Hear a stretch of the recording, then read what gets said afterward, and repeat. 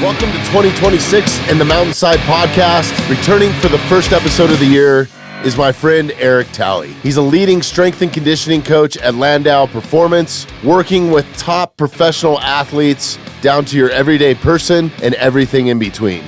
This was an insightful conversation. I always enjoy any time I get to spend with Eric. This was a great way to bring in 2026. Happy New Year to everyone. Thank you for listening. Thank you for all the support. And I'm looking forward to this year and the amazing guest lineup. Enjoy the episode. All right, here we go. Let's do it.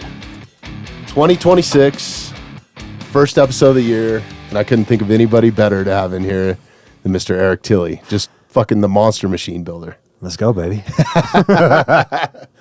Welcome back, dude. Thanks for having me, bro. Yeah, we were just talking fourth episode for you. Yes. You're an OG, even though we're going on 6 years, I think.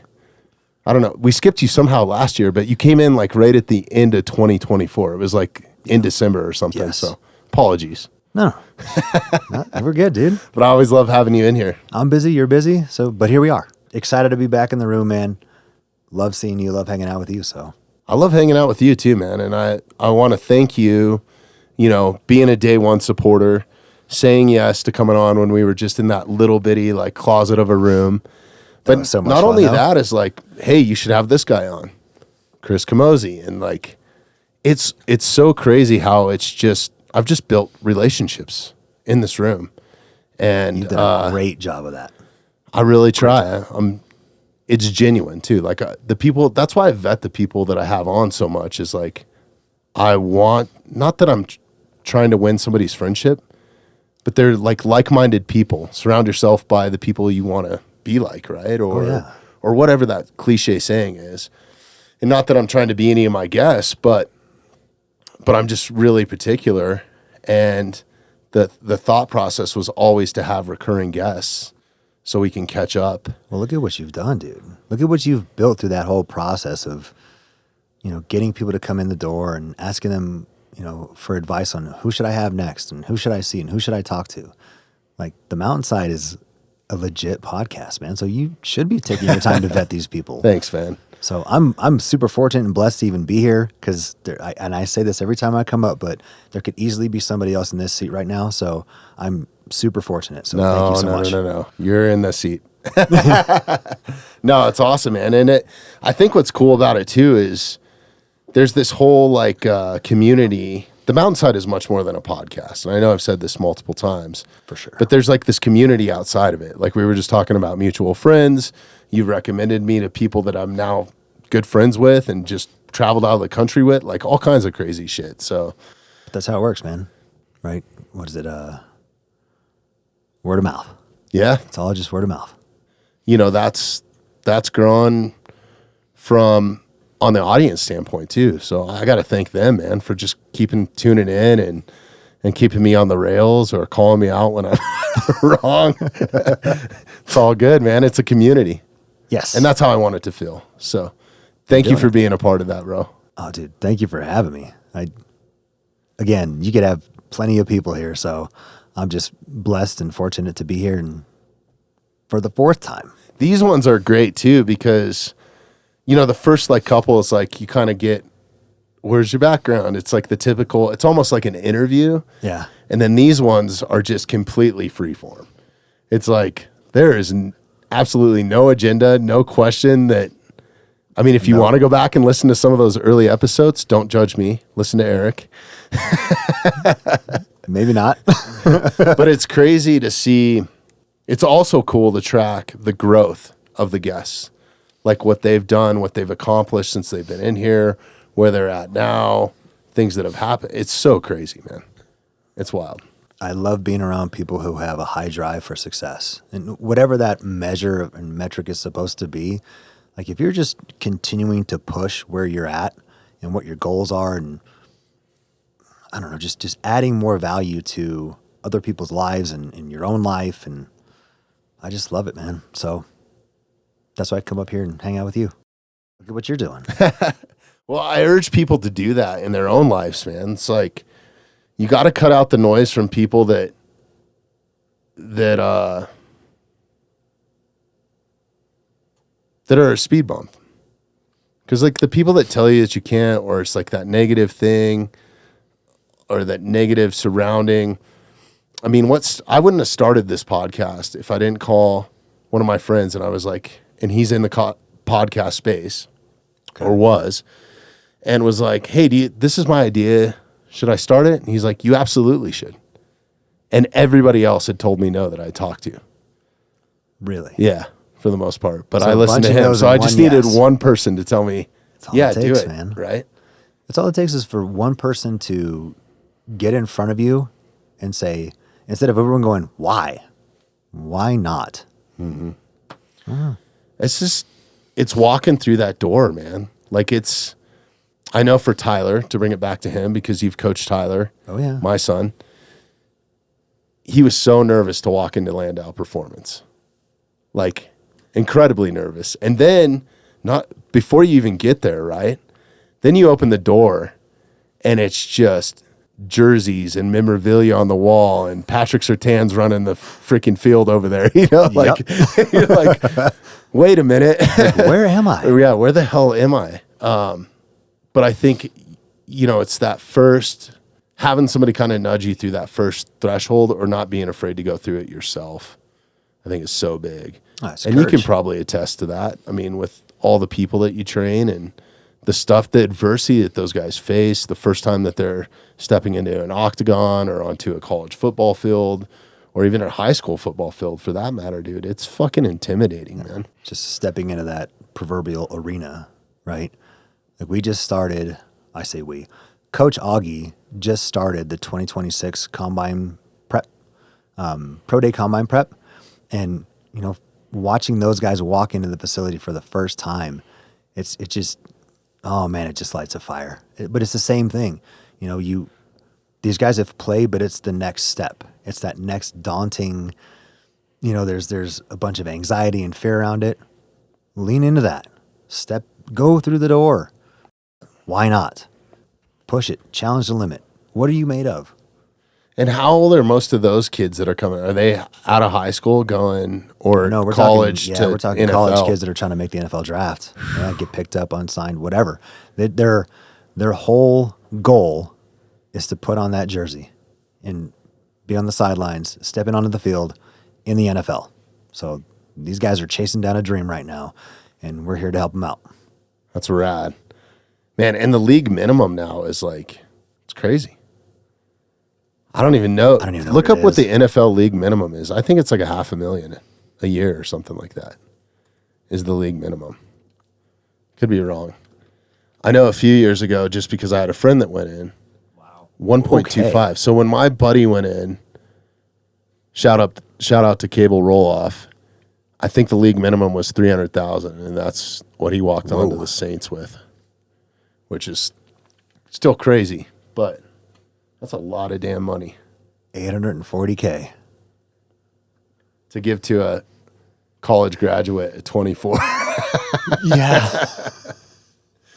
Where's the Ferrari dealership, right? Oh my goodness. I mean, stack that on what they're getting. With the water, Tyler, and stack that on top of what they're getting paid in college now. That's right. College athletes are add all that up now too. Yeah. Yep. Have you seen, since that's happened, have you seen the level of athletic ability increase because there's more opportunity there, right? Like anytime that there's more opportunity in something, I think that's why we've seen the UFC grow into what it's growing into, right? Like it's gotten bigger. It's a bigger arena to step into. Some of these other organizations like BKFC, same sort of thing, not that many people fighting for them. Then they get like 40 or 50 under their belt. Yep. Same thing with the podcast. Nobody wanted to come on in the first 50 episodes, Now everybody wants to come on after episode 200, right? Because, right? They're not. I can't remember who said it, but there was a world champion or Olympic champion wrestler, and I don't think he ever won a state championship. It's Joshua. Oh God, I wish I could remember his name. Look this up. He never won a state championship. But I think a 3-time world champ. Okay. And maybe a collegiate national champ. He had one national championship in college, but he started wrestling in 6th grade or something. Oh, wow. Joshua Bennett or Barnett, Olympic wrestler, maybe? No, that's a different Barnett.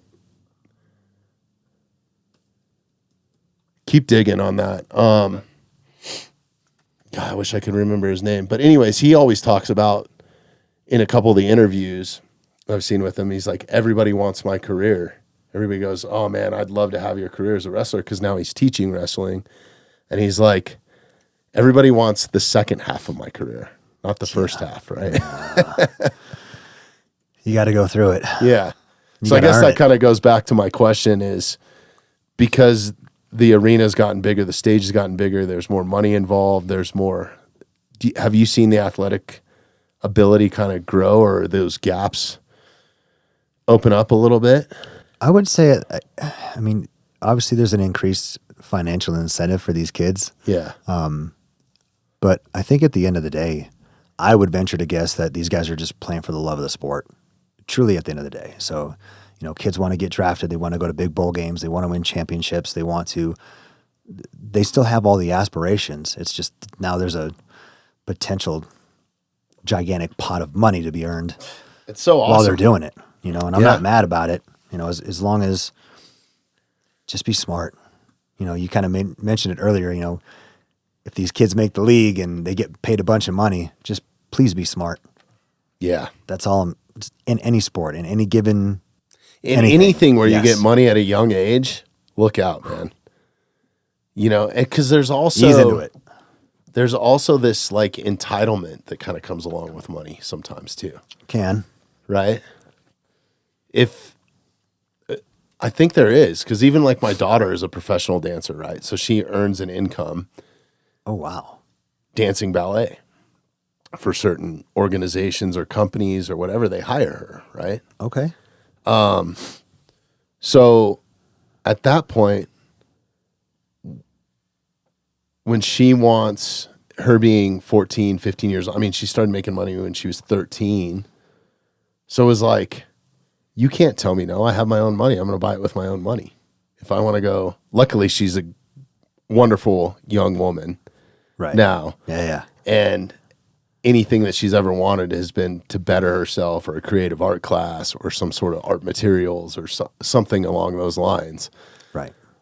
But I can't tell her no if she's spending her own money, right? Like the parent kind of goes out the window a little bit. I would push back on that a little bit and say, not just for the sake of pushing back, but at that point she could say, it's my money, I can do what I want. Or she can go, this is my mom, this is my dad. I should still ask them for advice. Is this a good idea? What do you guys think? Mm-hmm. You know, and you can say, hey, it's your money, it's up to you.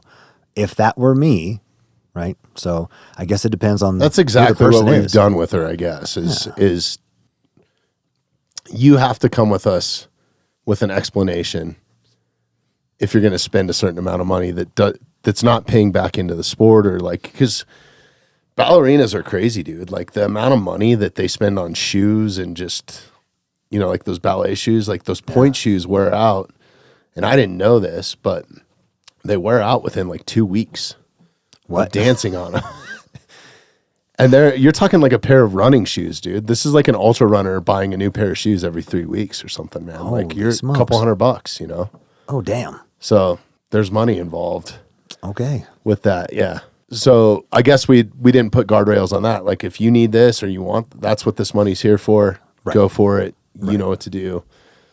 But yeah, I guess along those lines where it's like, hey, I want the new Xbox or whatever, right? Yeah. But you get these kids that have stupid amounts of money, like a YouTuber or an influencer now, like they're making money on subscribers or whatever. And not that I'm not, but as a young person to have that opportunity to make that amount of money, you also have that opportunity to fuck yourself up or drain your bank account or make bad choices. Yeah, you can literally set it all on fire. There's too many fun coupons.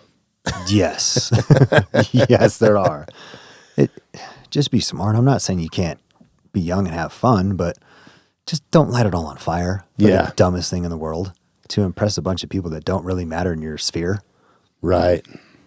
Yeah. We see that now in the adult world, right? Like there's so many of my friends, and this is no knock on them, that have got to have the newest Raptor, or the newest whatever, right? The shiny object. And we're all guilty of it, but Yes. is it really that important? Depends on who you are and where you're at in your life. You know, Yeah. what's priorities and what's just the thing that you're like, it gets me from point A to point B. It works. It's good. Yeah. It's reliable.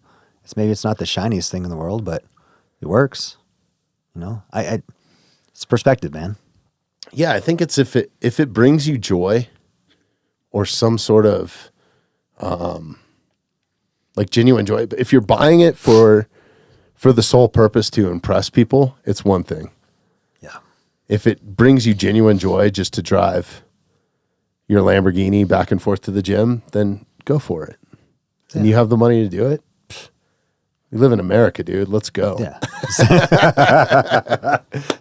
You can send it. I mean, there's a bunch of stuff that I collect or buy, or the amount of money that I've spent on archery equipment. Somebody would be like, why would you spend that amount of money on it? But it's what I get out of it, right? Right. It's your love for this sport and for hunting and everything that it involves or is involved with it, and not just physically but psychologically what it does for you. I think that So where's the downside of that, right? It's not some depreciating asset that. Well, they really are. Because like archery is a lot like electronics, I guess. The new bow comes out and it's better than last year's bow. And then within 4 or 5 years, they're still all great. Like I'm shooting a 4 or 5 year old bow now, but I'm kind of an anomaly. Like most of the guys I know are just go and get a new bow every year. And it's, $2,000 or $3,000, or some of the guys that I'm shooting with, or guys that are professional, get them a bow shipped to them, right? Yeah, that makes sense in that scenario. But I guess the way that I look at it is my form. I'm a weirdo, I guess, when it comes to like therapy or what I consider religion or whatever, right? Like a lot of it involves the outdoors and like seeing nature, seeing its beauty, an excuse to be outside, the benefits that I get from archery. This is really cool too. We're going to dive off into this for a minute. Let's go. So I just had Doc Kate Pate on maybe like 4 or 5 episodes ago. Mm-hmm. And I accidentally called Tom Klum Sr. I don't know if you're familiar with him. He's Olympic archery coach. I've heard you talk about him a bunch. Stud. Yes. Super stud. Like you two need to meet too. Incredible dude. And has really broken down archery to a mental standpoint, even not even just like the physics behind it and everything that he knows, like what's going on in your brain. And he can talk like prefrontal cortex and So all these deep different, down that rabbit hole. deep down the rabbit hole. Nice. So he was telling me about some of his new like coaching practices and stuff. And I was like, listen, you got to meet Doc Kate. She's a neurologist. And he's like, I would fucking love to. So I introduced those two and I was just a fly on the wall, dude. Like I didn't need to be there. Like the conversation was way, way above my head, but we sat down at a table for like 3 hours, privately. This is not recorded. It should have been. Damn. But it was awesome. Just hanging out at the archery shop, which is one of my favorite spots to hang out. Cause it's like hanging out at your buddy's garage or something, right? Yep. There's like this camaraderie in there. Guys are shooting the shit. You meet so many people. It's where I met Mark Montoya, which is crazy. No of kidding. all things. Like you probably wouldn't be sitting here today if it wasn't for Mark. Like I wouldn't. It's just this trickle effect. But anyways, so I introduced Tom to Kate. Tom was like, yeah, come down. I called Doc Pate. I was like, can you meet me here, whatever, on Wednesday at 10 o'clock. Tom's like, I'll block out my calendar. And this dude, he has people that travel from around the world to come to Colorado to take archery lessons from him. He's like one of the highest level Olympic coaches, certifications or whatever. And him and Joel Turner are like the two dudes in the space. Like if you're going to get archery lessons, like they've given lessons to like Donnie Vincent, Aaron Snyder, like all these were world renowned hunters, man. Like Whoa. have learned archery from Tom or Joel or both. And it's cool because Joel and Tom are friends.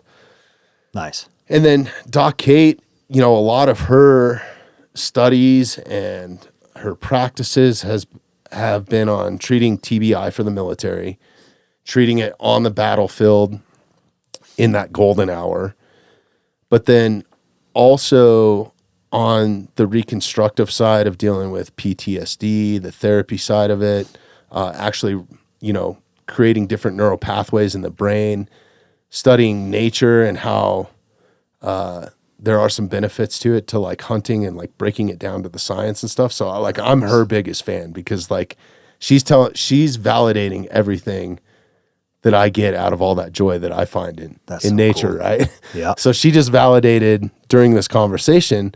We were sitting down and we were talking about dopamine. Tom brought it up, and adrenaline, and there's some other brain chemicals that it's this chemical dance that happens in your head whenever you get some sort of pleasure or positive reaffirmation or like all kinds of different stuff, right? So we were talking about the shot sequence. He kind of broke that down, and I chimed in the one time I chimed in because I was just trying to keep my mouth shut. Yeah.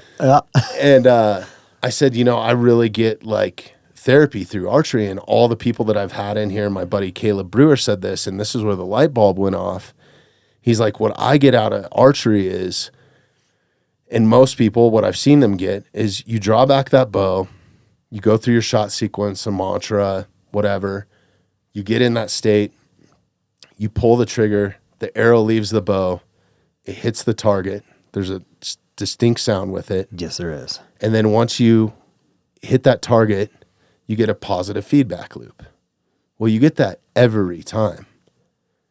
And it's a little dopamine hit each time, especially, and then you get a bulls, and then you get a little bit more. Yes, you do. So I was kind of asking about how does that relate? Because I know that you're only allotted so much dopamine, right? Basically, and then you can kind of have these crash. And she was like, no, this will actually build your dopamine tolerance. And I'm probably butchering this. So you can increase the threshold. Because you're getting a little bit at a time, right? Okay. The big ones where you have dopamine crashes, because dopamine goes up and down, I guess, constantly. It's like a sound wave almost, right? So where you have the big crashes is if like you're driving a race car around a track once, or you're skydiving, and it's all this adrenaline at once. Yeah, like one time, giant saturation, you're dumping, and then it's out. Yeah, and then you're getting the dopamine, shooting that bull elk, right? Like you're going to have a huge adrenaline dump. You're going to have a huge adrenaline spike before it, sacking a quarterback, like all these sort of things. And then there's a baseline to your dopamine. So once it drops that much, it's got to replenish. But then if you get another dopamine spike, it never replenishes. So like, this is why addiction is so, I guess drug addiction. I guess it could be alcohol too, or sex, any of those things. Yep. Any dopamine rush. You keep crashing it, right? If it's a true addiction, if you're using it daily, if you're using it a couple times in a night or whatever, and then your baseline just gets further and further apart.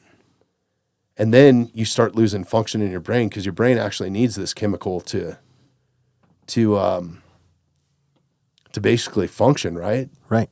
For its other skills, it's a natural biochemical process. To feel good, to not have depression, like all these things. So she's sitting there breaking this down. I'm just like, this is freaking amazing. But she's like, when you have those little ones, like archery is the perfect example, because you're getting it, or shooting, even a pistol, same sort of thing. It's that positive feedback loop. And then there's a second in between. So that spike has if your baseline is here and you have a good dopamine level, you're not hungover from the night before, right? It drops a little bit, spikes. So then you're just following that baseline. It's kind of the same sort of thing with strength and conditioning is what she was saying. It's strength and conditioning for the brain. It's strength and conditioning for your mind to have those little dopamine spikes.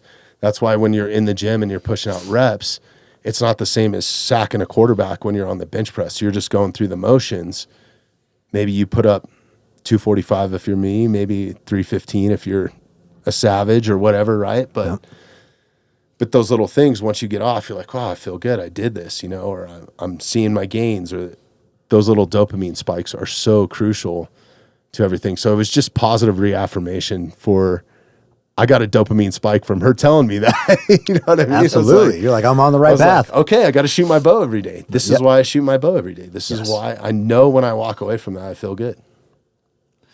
It's funny, when you're talking about it, I'm just thinking minimum effective dose, right? Those little drops in a bucket, right? But even if you look at minimum effective dose over time, that's how things improve. Just like strength and conditioning. You don't bench 135 and then 2 weeks later you're at 315. You need minimum effective dose over time, saturated correctly to be able to get a net positive effect, but it comes in a wave, right? A lot of people think it's this linear start point, end point, and you can draw a straight line, which you can if you're just measuring between those 2 points. But if you look at the entire path, it's this crazy line that goes all over the place. Minimum effective dose is very effective when you look at how things can be positive over the long haul, really, right? Not just this giant dump or this giant release and then you crash and then, well, now you're off to the side for a little bit because you have to replenish neurochemicals. Yeah. Make sense? It's wild, man. Like, I'm so fortunate to have met her. We're so fortunate to have it be public knowledge now, like what Andrew Huberman puts out, like, oh my goodness, all those sort of things, and it's something I never thought about. And just those little daily habits have literally changed my life.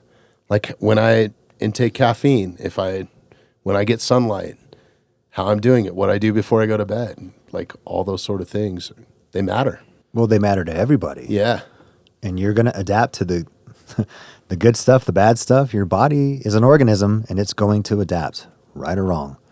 So your habits and the things that you do, I know everyone's kind of going to be on a kick right now because it's, the beginning of January, but take inventory of what you do.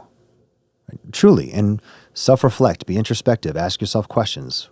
Why do I do this? Is this good for me? Is this beneficial? Like, those aren't bad questions to ask, but don't just run out and get a gym membership or buy a bunch of stuff and you think it's going to be the thing that you need, and then you go freaking balls to the wall, and then 2 months later you're just exhausted and you just want to fall back to your default. Just a couple things at a time. Right. Just changing little things here and there. Micro steps, not macro. And that's I guess that's what I was getting with Joshua. Did you ever find his name? Well, I found this. Is it Joshua Barr? No, he's a black dude. Okay, well, no, I couldn't really. Okay. I went down the whole list. I was trying. He's been a bucket list guest of mine too. But anyways, it's those small incremental things that if you talked, I guess the commonality that I found in here sitting at the table, anybody that I've had that's in here at a high level or has done stuff at a high level, it's never been like an overnight success. Not one of them There's no has such been. thing.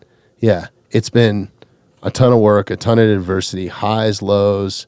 It's that same following that baseline, even in business or spinal injury recovery, like all those sort of things. Yeah. It seems to be just, that is the constant, man. Like, and if you don't accept that, I guess if you're not looking for that, why am I saying that wrong? If you're not cognizant of that's the way it's going to be. Yes. Those are the steps you have to take. Right. That and throw in a little bit of don't quit. That's huge. Don't be a loser. I'm not going to go down this rabbit hole. Yeah. But like, I've had some shit go on in life lately. I ain't quitting. I'm not quitting on myself. I'm not quitting on anything or anybody. I'm just not.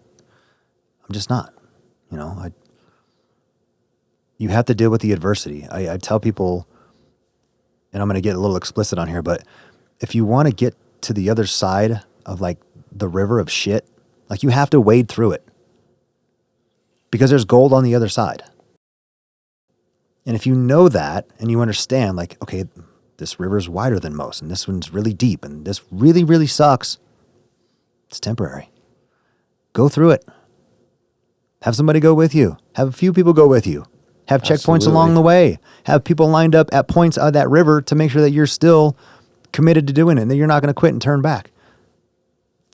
Don't quit, right? But you have to go through the thing. You have to do the hard thing, the challenging thing in order to get to the other side. Or you can do what's easy and turn back or go another direction or whatever it is that's easier than the actual hard work that it's going to take.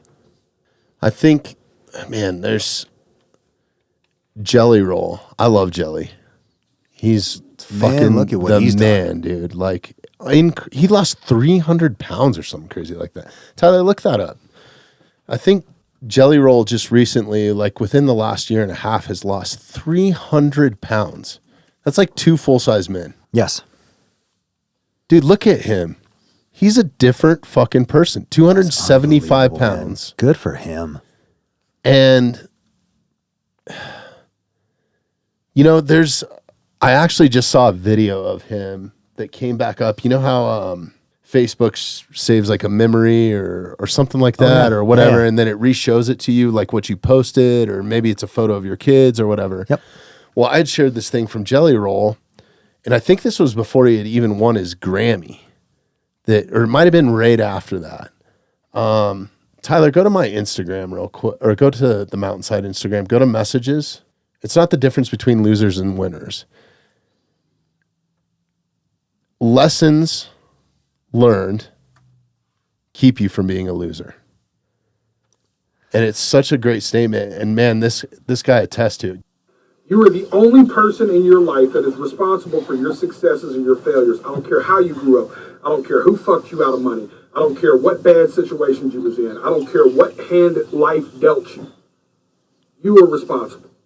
Nobody. Every time we go through something bad in life, we either take it as a loss or a lesson. Some people take it as a loss and just accept that they lost and become losers. Some people take it as a lesson, and that's how fucking losers win. Love y'all, man. Happy Thursday. That's how losers win. That's this quote I was looking for. Spot on. Bullseye. Yeah. In the word that resonates in that one, it's your responsibility. I heard it. I don't know who said this, so I wish I could quote the individual, but they're talking about whatever has happened to you. It might not be your fault, and it may not have been your fault, but at some point you have to take responsibility for who you are and what you're trying to do with whatever happened to you or that you were involved in. Like, take responsibility. You want to shift? You want to go hard left and then freaking hit a U-turn and fix some shit?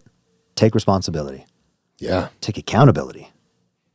Both those things are huge. Man, that was spot on, Jelly Roll. And look at him now. I mean, that was 4 or 5 years ago, right? Yes. Pull up that post again. Let's see how old that was. Oh, that post? Yeah. I want to say that was like 4 years ago or something, which is cool because I actually got to meet him prior to. Yeah, 2023. So that was 2023. And I think he just won a Grammy like 2 years ago. So this is before he even won the fucking Grammy. Jeez. And I met him in Nashville at an event, which was super cool. And we just hit it off. He's just a genuine, like, he's just a super awesome guy. Genuine guy. He probably doesn't remember me because I think he was drinking pretty heavily, but like he was happy to see, he genuinely wanted to know about me and what I was doing there in Nashville. Like, just good dude. yeah, good dude. I mean, I haven't seen him recently or anything, but I'm so fucking proud of him. And just that one interaction, he gave me that gut feeling is like, I love this dude. You know what I mean? And you see the guy, he's got tattoos on his face. He was like 500 pounds. And I guess I still do this, and it's something that I need to be better at, but I do judge a book by its cover occasionally because I'm constantly looking for like threats or whatever, right? Like I'm a little bit hyper vigilant when it comes to that, right? Like I'm aware of my surroundings where I feel like most people aren't. I don't think that that's a bad thing. It's not. But when I see somebody like that, I'm like, oh, this guy looks like he could be a fucking problem. You know what I mean? And he was at one time. I'm sure. But also the environment that I was in, there was also some like 1%er bikers around. So you don't know. He fits right in with that, right? He fits right in with those circles, but is just so genuine and just an amazing dude.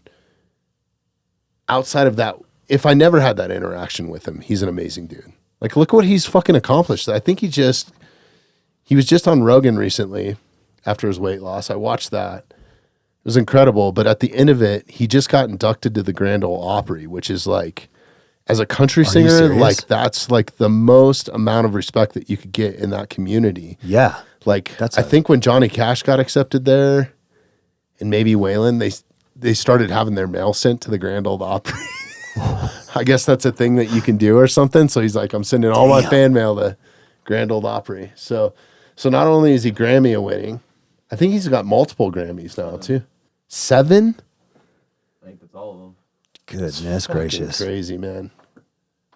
What an amazing example for society. That guy proves that you can do literally anything, no matter what you've done or how much wrong you've done in your life. So prime example. Dude, he did a concert, I think, too, at St. Peter's Basilica, like in that courtyard. Jelly Roll did. Yeah. And he's like a former con. Dude, we got to watch a little bit of this real quick. Yeah, I got to show Eric. I really do live under a rock, man. This is fucking crazy. I don't know any of this. Like, yeah, look at the drone thing that they did. I only know about this because I do live production stuff. So I knew about this was going on before it actually happened. Yeah, give us some volume. I'll probably have to cut this out of the podcast, but...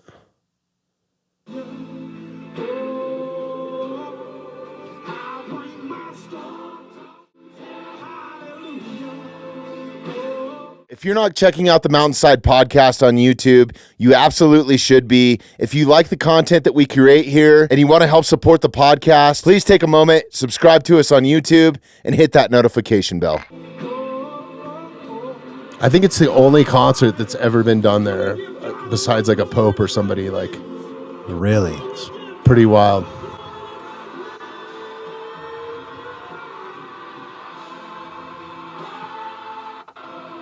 Yeah, that's a Brandon Lake song. Is it? Yeah. So he ended up doing a collab with Brandon Lake. And interestingly enough, when Anthony Smith retired from the UFC and they were doing his video montage, it was that song they were playing because Anthony and Jelly Roll are buddies. Really? Yes. Dude, he's buddies with so many people. Like, he's the fucking man. That guy knows everybody, but Yeah. he's the most outgoing, extroverted, easy to talk to. But he's one of those types too, or if you don't know and he's coming up to you and you see this giant human being with all those tattoos on his hands and Lighthearted? Yes. Yeah. You might be like, oh shit. I've never met him, man. He's a guy that I wanted to have on here. I think we tried to tee it up at one point, but yeah, man, I'm a fan of him for sure. Love that guy. But it's funny because, him and Jelly Roll just hit it off. So when you're like, yeah, he's just a good dude, I'm like, that's what I've heard. Everybody that I've talked to, man, like that's been around him or worked for him, they all speak highly of him. Post is the same way.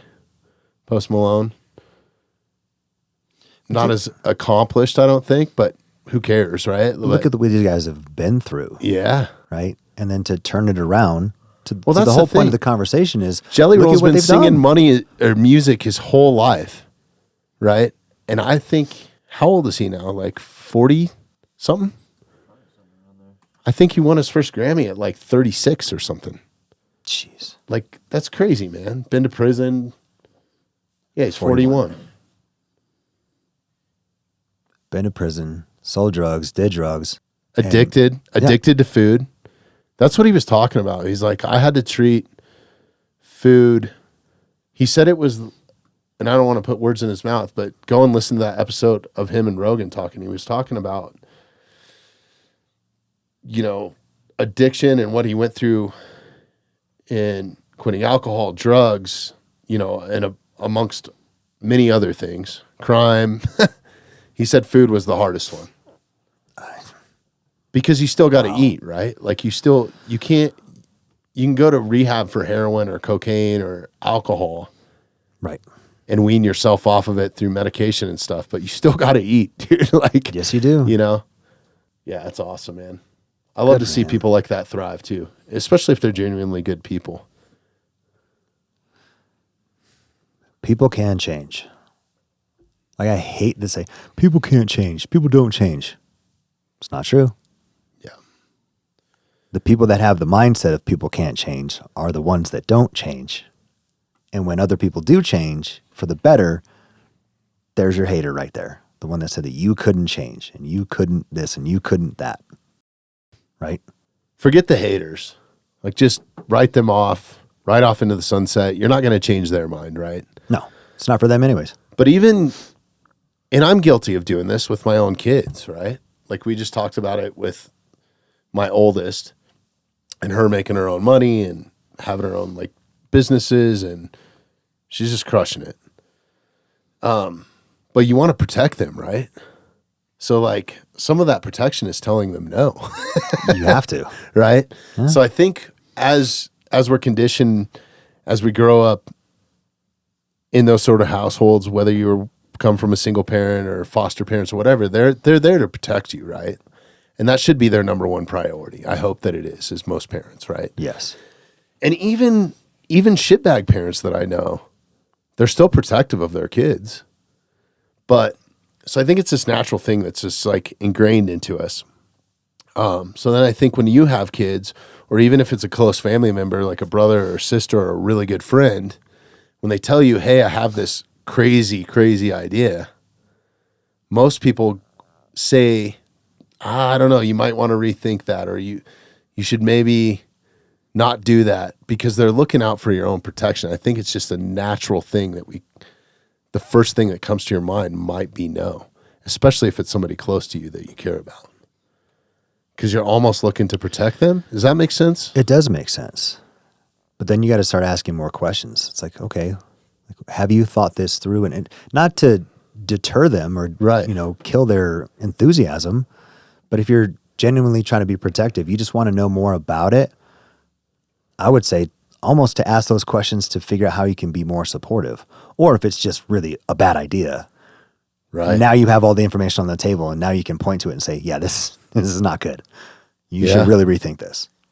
Or, hey, I didn't think about it the way you're thinking about it, with the enthusiasm and the passion that you're attacking this with. How can I help? How can I support? What can I do? What do you need from me? Yeah, that's huge. I think you hit the nail on the head there, because in the past, like, I wouldn't be where I'm at in my career. I wouldn't have this podcast if I guess I listened to those people, even my closest family members, because I wasn't out asking just random people, should I start a podcast? Right. Right. But if I would have listened to them all, I think that I wouldn't have done it. Same with my rock and roll career. I just went and did it. And then it was already out there. And then it turned into an issue too of like, why are you doing this? With some people. Really? Yeah. So I think that there's a level of, like, you shouldn't hide stuff, but from a parent side, from the other side of it, I think maybe just listening at first, giving them, maybe not encouragement, but I think exactly what you said, just talking to them about it without being, like, the first thing that you don't want to do is dump a bunch of negativity in somebody's steam, right? Right. I mean, this as a coach, like, yep. If you have somebody that comes in and just absolutely sucks at running 40-yard sprints, you're not going to tell them they're the worst athlete you've ever seen. You're like, dude, there's room for improvement. Like, right. I'm going to be brutally honest with you, right? Like, you don't just like, wow, shit you in their really Cheerios, suck. right? No. So I think you have to kind of take that approach and catch yourself, because I've caught myself with my kids. They come to me with this crazy idea, And I'll be like, absolutely not. No, you're not jumping off the roof of the house with your snowboard and like, right. In because that I want to scenario, protect them. But really, it's like, okay, could I go pull the mattresses off their beds and they'll sleep in a wet bed tonight and they'd probably be all right? And yeah, I'd probably have a little bit more of a savage human being. now we're talking. Yeah. Let's figure out a way to do it safely. Potentially there's a way. Let's find it. I mean, that's a really bad example, but I think, I know what you as know. you start going through it, and man, it's those maybe only approaching the people that are going to be honest with you too, like genuinely honest, I think. Yes. I think is a big thing, because everything that I'm starting right now with this new company that you and I were just talking about, and I've briefly touched on it here, you know, and in live production and stuff, it's scary. Nobody's ever done it before. Nobody's ever done what I'm trying to achieve. Why not you? Yeah. Why not? See? Why versus why not? Why would you do that?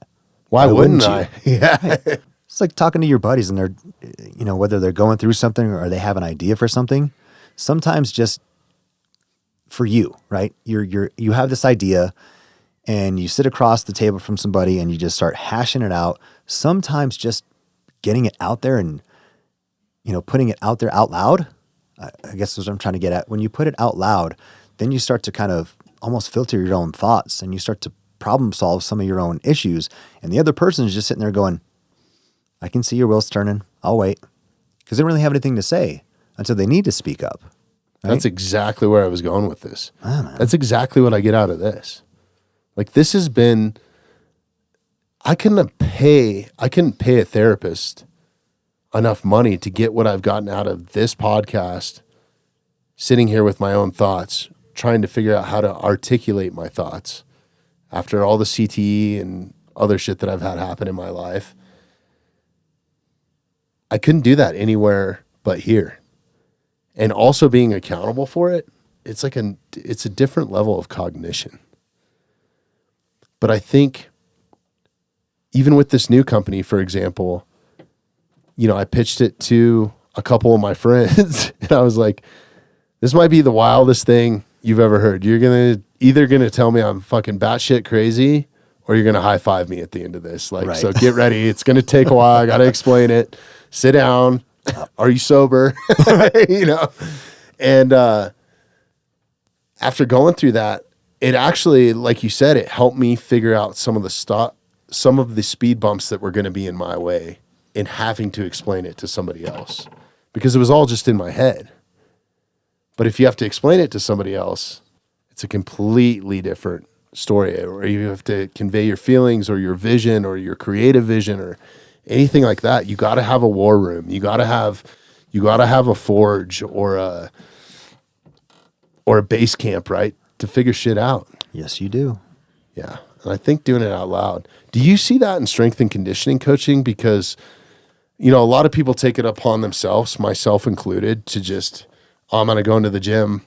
I know what to do. But sometimes like that outside influence, having somebody talk to you, obviously being coached, you're going to gain an advantage. I mean, essentially what you just described is coaching and strength and conditioning, right? Let's take a squat, for example, right? Most people know how to move into a squat pattern, right? Just in life, getting into and out of a chair, whatever, right? A bend of sorts. But then you start looking at the technical aspect of a squat in a weight room. Take away the apparatus, the bar, the kettlebell, the whatever, right? Just body weight squat. Could you right now teach somebody how to do a body weight squat? Right? You probably could. I would venture to say that I could probably do a better job than you could, because I've had so much time to filter through things and run them through a gauntlet and bounce them off other coaches and guinea pig myself and ask questions and seek advice from other people and just be a sponge to not sit there and go, well, I know what I'm doing. What do you have to say about this? And how can I implement some of those philosophies into this process? Yes. Right? I could probably put together some rigs and figure some stuff out. I could turn a wrench. I can't do your job though. Like you would crush me. You'd leave me in the dust, right? Because you've had so many repetitions, because you've had teachers and mentors and you've made mistakes and you've worked through those mistakes and you've refined them and you have this instant, I know exactly how to do this and I'm really good at it. However, I'm sure this is you too. You're like, what if there's still a better way out there? Oh, 100%. What if there's something, a way to do this or a thought or a technique or something out there? Right? So going back to coaching and squatting, what if there's something that I'm not conveying, or what if there's something that I'm still missing? In 15 years of strength conditioning, this one move that everybody intrinsically, relatively speaking, knows how to do, but now add the dumbbells, the barbell, the whatever, put and the placement of the bar, back, front, Zercher position. Like you can go down so many different rabbit holes in terms of when you put the bar here, it's going to feel like because of, make sure you're not forgetting to engage, make sure weight is here, adjust this, calculate for that, account for this, because you as the coach have ran through it yourself. You've felt it. You've had people come up, hey, can you watch this for me and tell me what you see? I'm feeling, but is that what I'm actually performing? So you have to be vulnerable enough to ask those questions to other professionals in the industry, right? Which goes back to the two gentlemen you're talking about with archery. That's so cool that these guys are actually friends and not rivals and button heads. And bring those people into your sphere, ask them questions, refine it, figure it out, make it sharper, efficient process over time. So then by the time you get to a point with somebody with coaching, right now, when I see somebody who is newer in my client roster, they think I'm some amazing coach and I appreciate the kudos, but I'm like, you have no idea how many failures I've had with this. And how many times I've screwed this up and said the wrong thing and did the wrong thing and was watching for the wrong thing. And I had to get it refined and I had to kind of cut my teeth on some errors. But I've had phenomenal mentors and coaches in the industry, people that I still watch to this day. There's coaches that I watch their stuff just to see what they have to say. We've never met. We might meet someday. That'd be awesome. But I'm curious, what does this person think about this? And how can I take that in and utilize that as a coach? Or is that's not necessarily a strategy that I would use, but you have to explain why. What you just described is, in my opinion, coaching. Well, I mean, yeah, if you talk to anybody that's achieved the pinnacle of their career, world championship or whatever, they're still a student. They're still learning. When you start to get complacent, it's when you tend to lose it, right? Yes. Not always. There's other variables involved. I mean, you're playing at the highest levels, right? And the only thing I can relate it to, because I've been around it so much, is live performance. It's crazy when you go out with a band and it has to be somebody that's truly dedicated to playing music, like somebody that has to have a guitar in their hotel room, in their dressing room, on the stage, ready to go. Maybe they have a vault full of guitars, right? Like 50 guitars out on tour, right? A semi-load of fucking guitars, bass rigs, cabinets, pedals, psychopaths, right? Yes. These are fucking mad scientists. Then you take it to that level of sharpening the craft. It's the repetitions and those little dopamine hits over time. A rock star is probably not a good example of little dopamine hits. But if you are going into it with that mindset of creating the best music that you can and going after it like an athlete and not all the other stuff that's on the shiny objects that are on the outside to distract you. Yep. It's amazing what you can see somebody do over a 3-month period, because most tours will go out for like 3 months. Okay. And then they take like a week break. Some go out for years. at a time, depending on the artist, whatever their contract is, who they're owned by, what management's involved. It's such a messy game. But it's amazing to watch their growth within that 3 months. And then you come back and you're like, oh, they've either gotten better or we're starting over again because they hadn't picked up anything, right, along the way. Right. So you can kind of tell.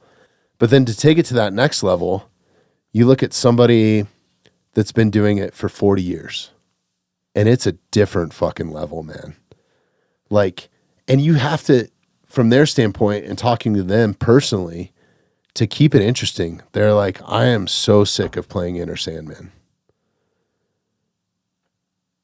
But when you take that different approach of like, how can I tune this up? How can I make it better? They're making it better each and every night, each and every performance. How can I do this? How can we, to where it's become a perfected craft. And that's why you have Metallica at 60 years old out there fucking crushing Mile High Stadium 2 nights in a row, blowing Taylor Swift's numbers out of the water. Thank God. As far as a world tour goes. Yep. And no disrespect to Taylor, but yeah, I'm not a fan. Me neither. Go away. Right. And so, I mean, it's a prime example of there are levels to it. And there are people, even in those moments where the greatest song that you and I maybe ever heard as a kid, they're sick of playing probably. Maybe not them, not Metallica, but you talk to most artists, they're like, I am so tired of playing whatever, right? Whatever their number one hit is. Okay, potentially.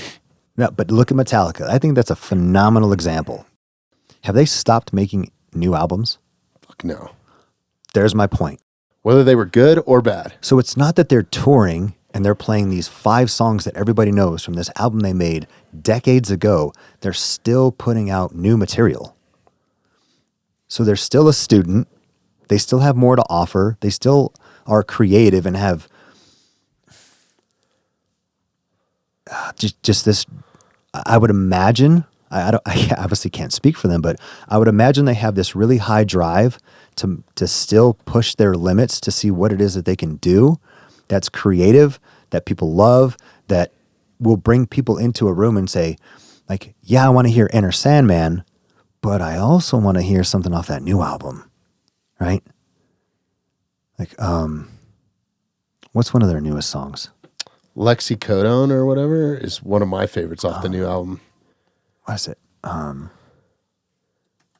There's If Burn Darkness the Had a Witch Sun? or something like that. What's that? Oh, If Darkness Had a Sun? Yeah, it's a great song. Dude, This album, you put fucking that rocks, on? man. Yeah, Tell me you're not ready to run headfirst through a wall. absolutely. And that's brand new Metallica. That's not Master of Puppets. You know what I mean? Like, and it's all great. But they still, to this day, have something to offer. They're like, we're not done yet. And oh, dude, we're going to go down some rabbit holes. Yeah, let's go. So we were there too, together. yes, that was fucking so rad. rad. Dude, thank you for the picks. My son's here in the studio right now, and he got some awesome Metallica guitar picks. It was cool that Tyler got to bring them up to you guys too. So rad, man. We're so fortunate, man. And he was, I wanted him to get up and go talk to you guys for a minute, but he was so glued to just Metallica's right there playing live, and I'm sitting here. And me as a dad, I'm like, I didn't expect you guys to get up. I could go ahead and clock out right now and call it a life. I'm good. Right? It's such just a proud papa moment. So, but my point is that this idea that they're not done yet, right? They're not going to be done for a long time. So insider information. So thank goodness. Yeah. I had this, I don't really do like a word of the year or like this mantra of the year. Things just kind of happen. 2025, I told a lot of athletes when they were kind of down on themselves or they were bummed about their performance or they're just kind of stuck in a rut and I can't do this and I can't do that. I said, okay, thanks for saying that out loud. Do me a favor. Say that out loud again and add the word yet to the end of that same sentence. I can't do this yet. I haven't done this yet. I need to get back to this and I'm working towards it because I'll be able to do it, but I can't do it yet. Same thing with like these artists that still have something new and fresh to offer. And maybe they can't stand playing a certain song, but they know that the crowd loves it. I think it's pretty evident with them. That's not the case. But they change it too. They change the that's speed. what I'm saying. There's like, a different nuance. Like this the is recorded why they version can and the sell live out version, a not the city same. for an entire week. Like when Metallica comes to play on the 72 Seasons tour, they are literally selling out venues for a week straight. Like there's a bunch of shit that they take over the fucking city. There's an art thing. They have a new piece of art for every night. So they're employing this artist. So, and then the two posters that they create, the show posters, go together to make one poster to make it even more insane. So like the night, you guys went Friday night, right? The first night? Yeah, the first night when Limp Bizkit opened up for them. Yes. Which was awesome. so rad. I know. It's awesome. So they have a poster, and then you put the two posters together. Look up Metallica's artist. Fuck.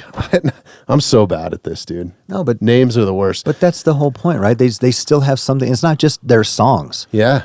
There's layers to what they're trying to do. So they have all these pop-up stores. They did a thing at Meow Wolf where they did a Metallica takeover. They did they had the art install. They just do all kinds of stuff, and they do stuff for the city too, man. Like they're fucking amazing, man. They're amazing individuals. Yes. Pull up the stuff, Tony Squindo art, Denver Metallica 2025. Tony's a stud, man. What do you say, what year? 2025? Yeah.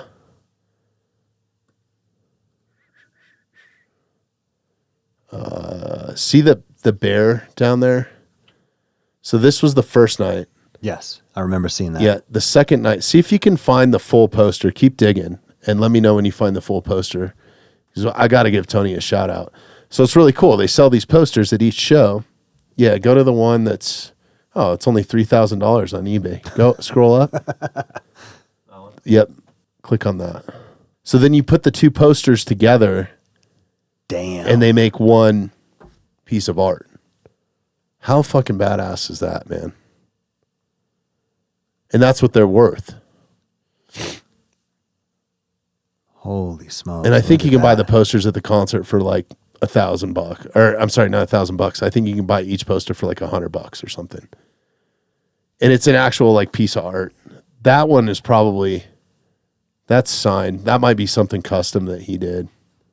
Because that looks like it's holographic. Yeah, this one's See if you can keep digging and just find the normal one, because the normal one's badass. I think this was the normal one. How much is that one? 40. Oh, that's not bad. Yeah, look at that, dude. Yeah. That's fucking incredible. That's so cool. So he does this for every show.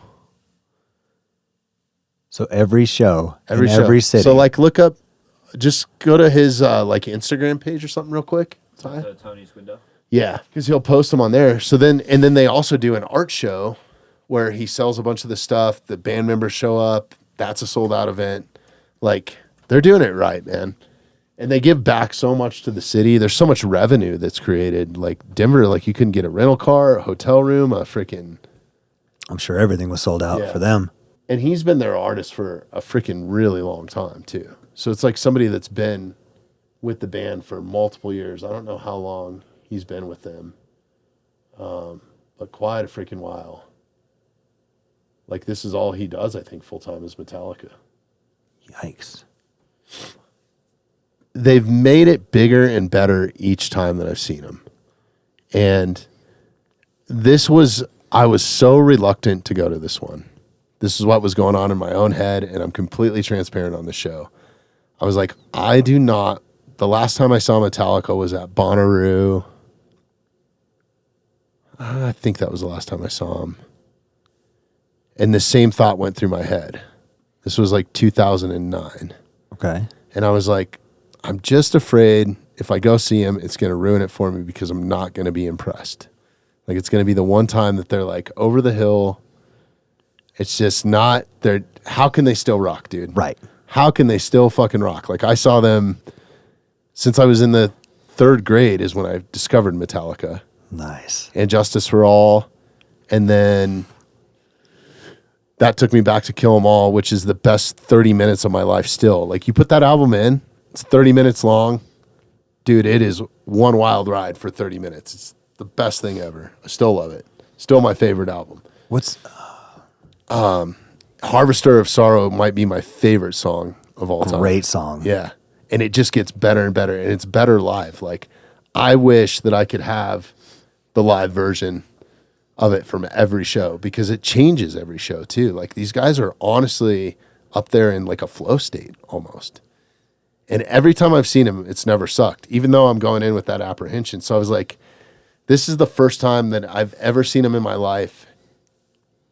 It's not back-to-back nights, because they take a break in between, which is awesome too. Yeah, good for them. Yeah. It's good if you're going to both shows too, because you're like, oh, I get a breather. And especially at altitude for those guys. Yeah. Whew. Crazy, right? So anyways, I went both times. So I was like, man, I don't know how this is going to go, you know? But I had turned Tyler into such a Metallica fan. To take it back to sports, I had to tune him up a little bit to get him to walk out onto the football field. So I introduced him to Pantera. There you go. Yeah. Some Metallica, of course, and he just automatically bit on the Metallica, you know, to where he became a fan. So it was so cool to take him to the show and then to get hooked up the way that we did. There's like the whole camp is just incredible people. Like, they're all people that you could get along with.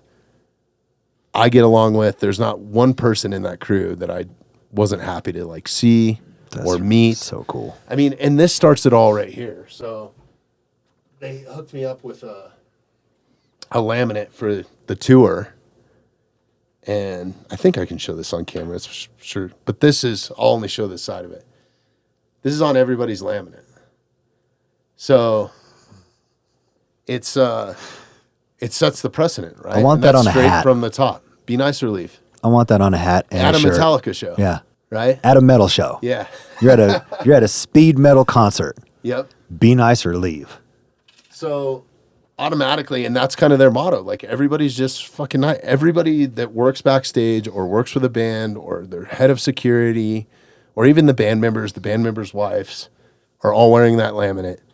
And on one side of it says be nice or leave. And the other side is your actual cred. Gotcha. So it just kind of sets the precedent for the building, for the security, for fucking everybody, right? And if it starts there, then it's kind of a trickle-down effect. So some of the people that work for them now, I've known for like 25 years. So we just got hooked up, like handfuls of pics. And it was so cool for Tyler. I gave him all the Tyler, and he put them in his like pocket. And so anytime we saw a kid, or that's why we ran up to your guys' section, we had so much fun just running around the stadium and him being generous, being able to give these things out. So wait, hold on. That was from Tyler. Thank you, dude. Thank you so much. Dude, he my thinks the world son of you. had an absolute blast at that, and that just, he was showing everybody. So thanks, dude. Damn, that's... I might have some more for you guys before you leave too, because we got hooked up. So I said, anytime we saw a kid, I was like, Tyler, just give him one. Like, let's share the wealth, dude. Like, you can't. So we went into the production office. My friend Vicky is their production assistant. And I've known this woman for like 25 years. Ooh. She knew me before I had kids. She knows all my kids. Like, so she comes in, she's like, she got a call to go to a certain dressing room. And then she came back, and we were standing in the production office, which is the Broncos locker room. And so Tyler, being a Broncos fan, is already like, dude, we are in the belly of the beast right now. Yep. Like, this is so awesome. And then, so anyway, she's like, hold out your hand. And she's like, no, both hands, put them together. And just has this black bag and just picks. And they're like falling all over the floor. And I'm like, pick all those up, dude. Yep. Like, so his pockets were just freaking full of the picks. And did any of your guys's, did it have the night on it or anything? So there's a bunch of different. There's two different picks. I don't know. I'll look. I have some here at the studio. If you guys didn't get one, I'll hook you up. Yeah, I'll hook you up. But anyway, so we got so many of them. So anytime we saw a kid or something, Tyler would give it and just like make their freaking night. So he had a blast just doing that. And then you have Metallica on the stage, like to boot, and we have full access to the stadium, so we could go anywhere we want. So he's going, he had teammates from his football team that were there that they had just won a championship. So we'd go up to their section and give them a pick. I just made it his night. I was like, dude, whatever you want to do. Like, I'm here to see the show, but I brought you. Like, let's go. So it was awesome. When I found out you were there, I was like, hey, Coach Eric is here. He's like, let's go give him some picks. I was like, let's go, dude. So he had an experience that night. Oh, it was awesome. Yeah. Not just a concert. So he started giving them to Denver cops, and they started giving us challenge coins back. No shit. Yeah, these are from that night. It's kind of cool. Because It's very cool, actually. Because they were just stoked to get a pick, right? So they started pulling challenge coins out of their vests or whatever, and we're like trade you. Yeah. Damn. That's so cool, man. Yeah, it's very cool. So that's like, I think people would be intimidated to go into a Metallica concert, but it's not. It might be the safest place in Denver at that time. You know, if you actually knew what kind of security was there. They closed the airspace like to the stadium. Like, I remember you saying that. Yeah. Pretty cool. Be nice or leave. And it all starts right there, I think. Because I've worked for artists that's not the case. Like even down to the crew members, there's certain crew members that feel entitled or they feel, right? And that just trickles down. And then next thing you know, you have all kinds of security issues at the show. And right. Chaos. Man, that was such a fun night. And I was hoping for both my son and myself. I was like, I really hope that they open with Creeping Death live. And they did. Damn, I about lost my mind, dude. I about exploded. I was like, all right, here we go. Yeah. Second night, completely different set list too. Really? It's cool. You can go and you can look up their set list. I think you can buy live CDs from it because they record. So a bunch of the guys that I work with are their video crew too. So they do all the video production stuff, like all the shit that you see on the screens. They build the screens. A bunch of them are former SEALs, or a few of them. But yeah, they have a set list from each night. And then on iTunes, you can go and listen to the set list from that night, I think, too. I got to do that. On Apple Music, yeah. It's kind of cool. Relive the moment. Yeah, why not? I'm hoping that, the content that they're putting on, they have a full-on... You've been around some of those big broadcast sports like the UFC, like where they have like a broadcast truck. Yes. Well, they have that at their concert to produce all the video content. I mean, they have robotic cameras. There's 26 guys on just the video crew, guys to build the wall, technicians, and then they have an executive director of the show. And so we got to go into a really special spot because shout out to my friend Tony is the head of the video crew. So he took us into the broadcast booth, and Tyler being kind of like a video nerd and liking to edit video and stuff. You go in there and there's like the men behind the curtain. It's a broadcast truck. There's 6 guys on headsets running different cameras and switchers and changers. It's like just go what Tyler has on fucking crack, dude. It's huge. Wow. Yeah.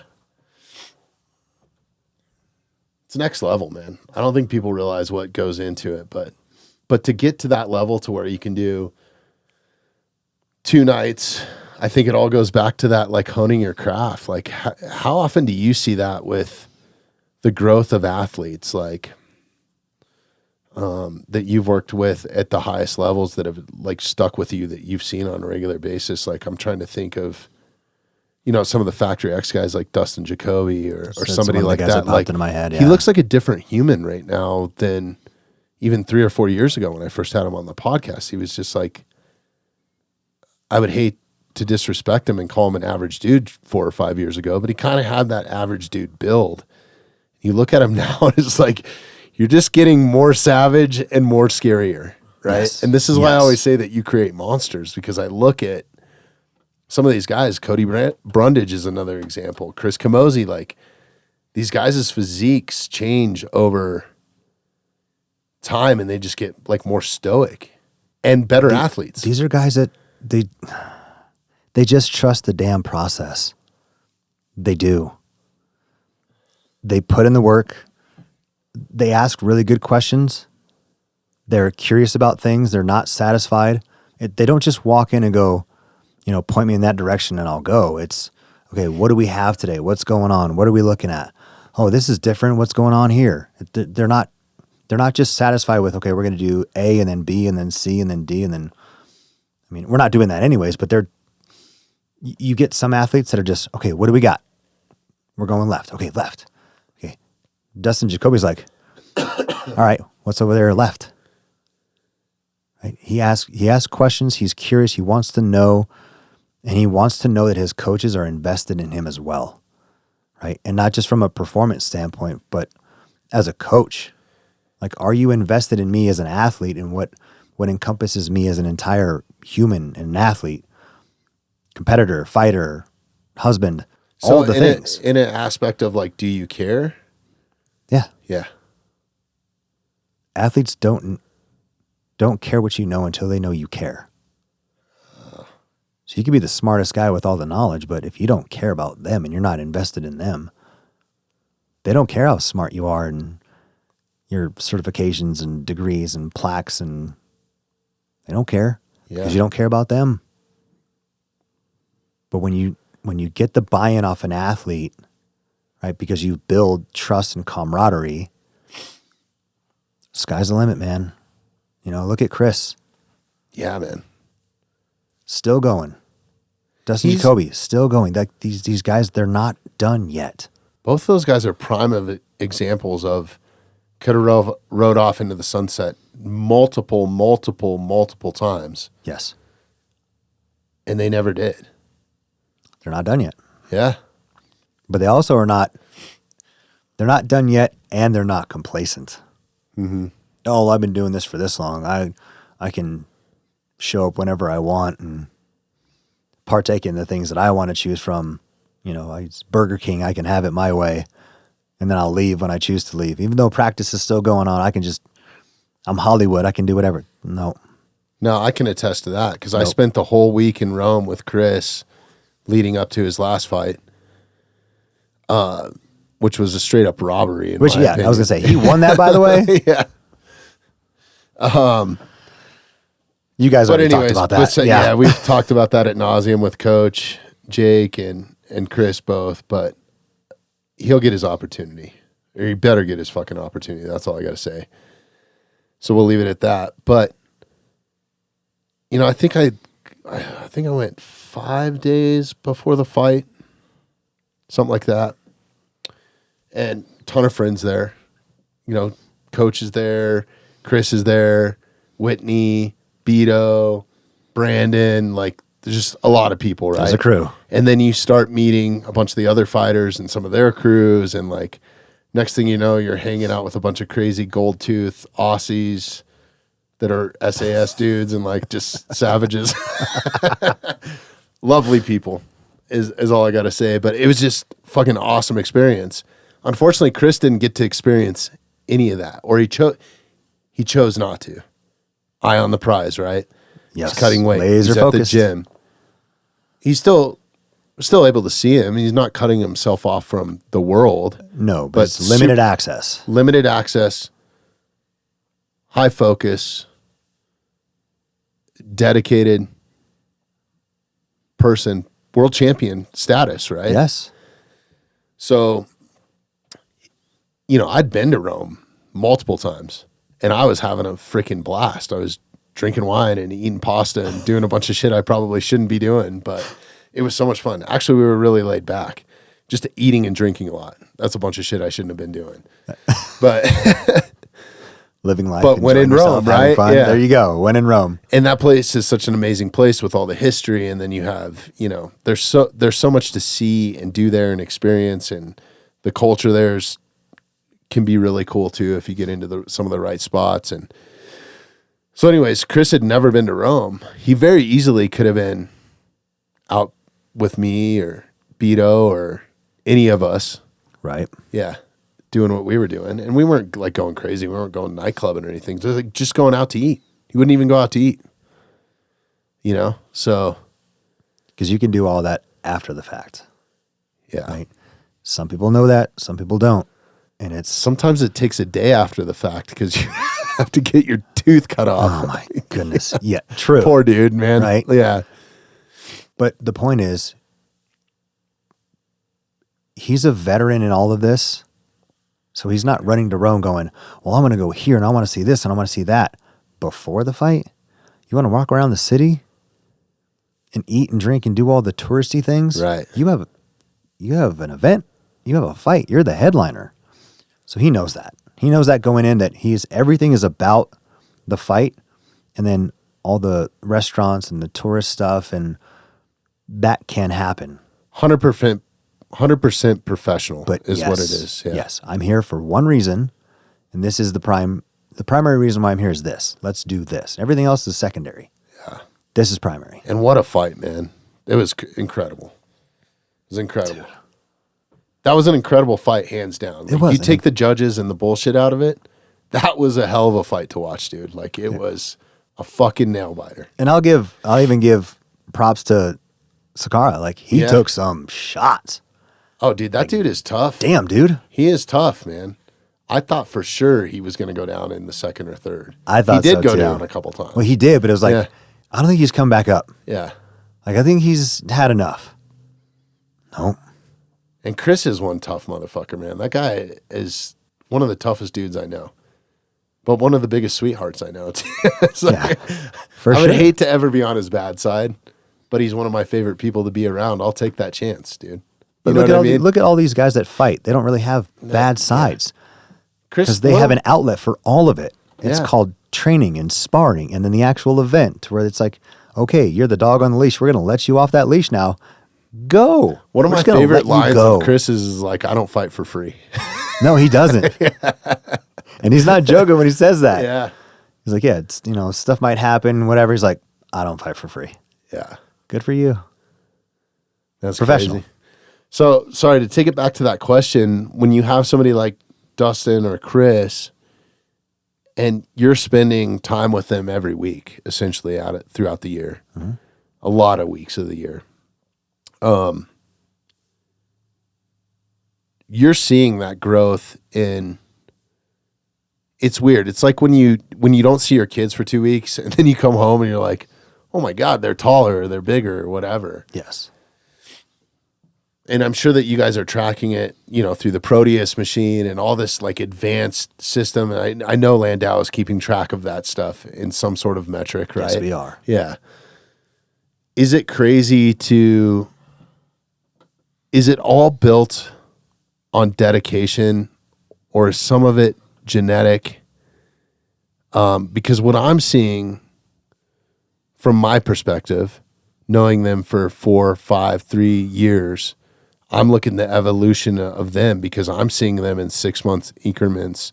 Sometimes Chris, I see a bit more, maybe once a month or once every other month or something like that between different events or other projects that we're working on or whatever. But I'm still shocked. Like, when these guys walk in or they walk into the octagon, I'm like, holy shit, dude. Like, Dustin Jacoby looks like a fucking scary individual right now. Yes, he does. Yeah.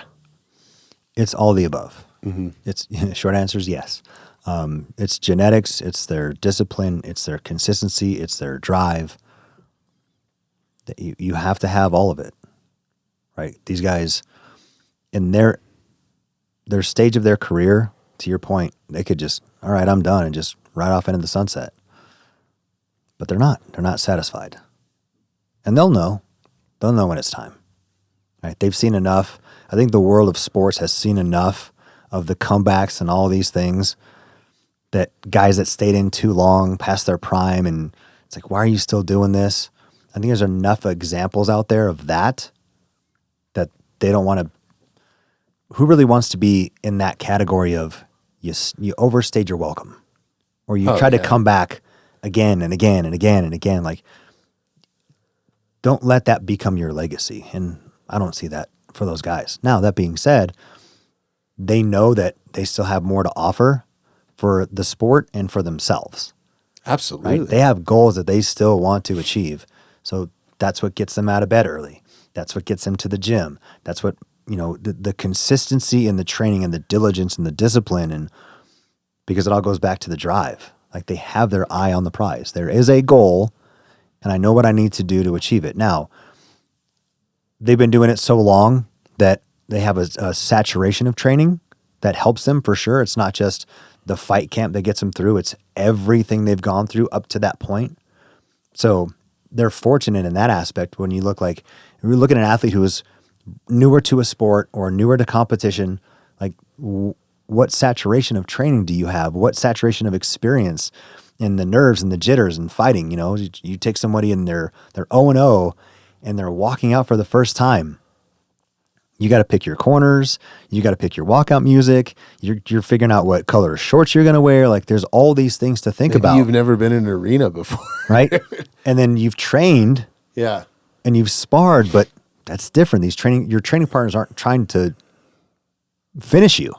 Where the person across from you is trying to violently hurt you to get a win. That's the goal in fighting.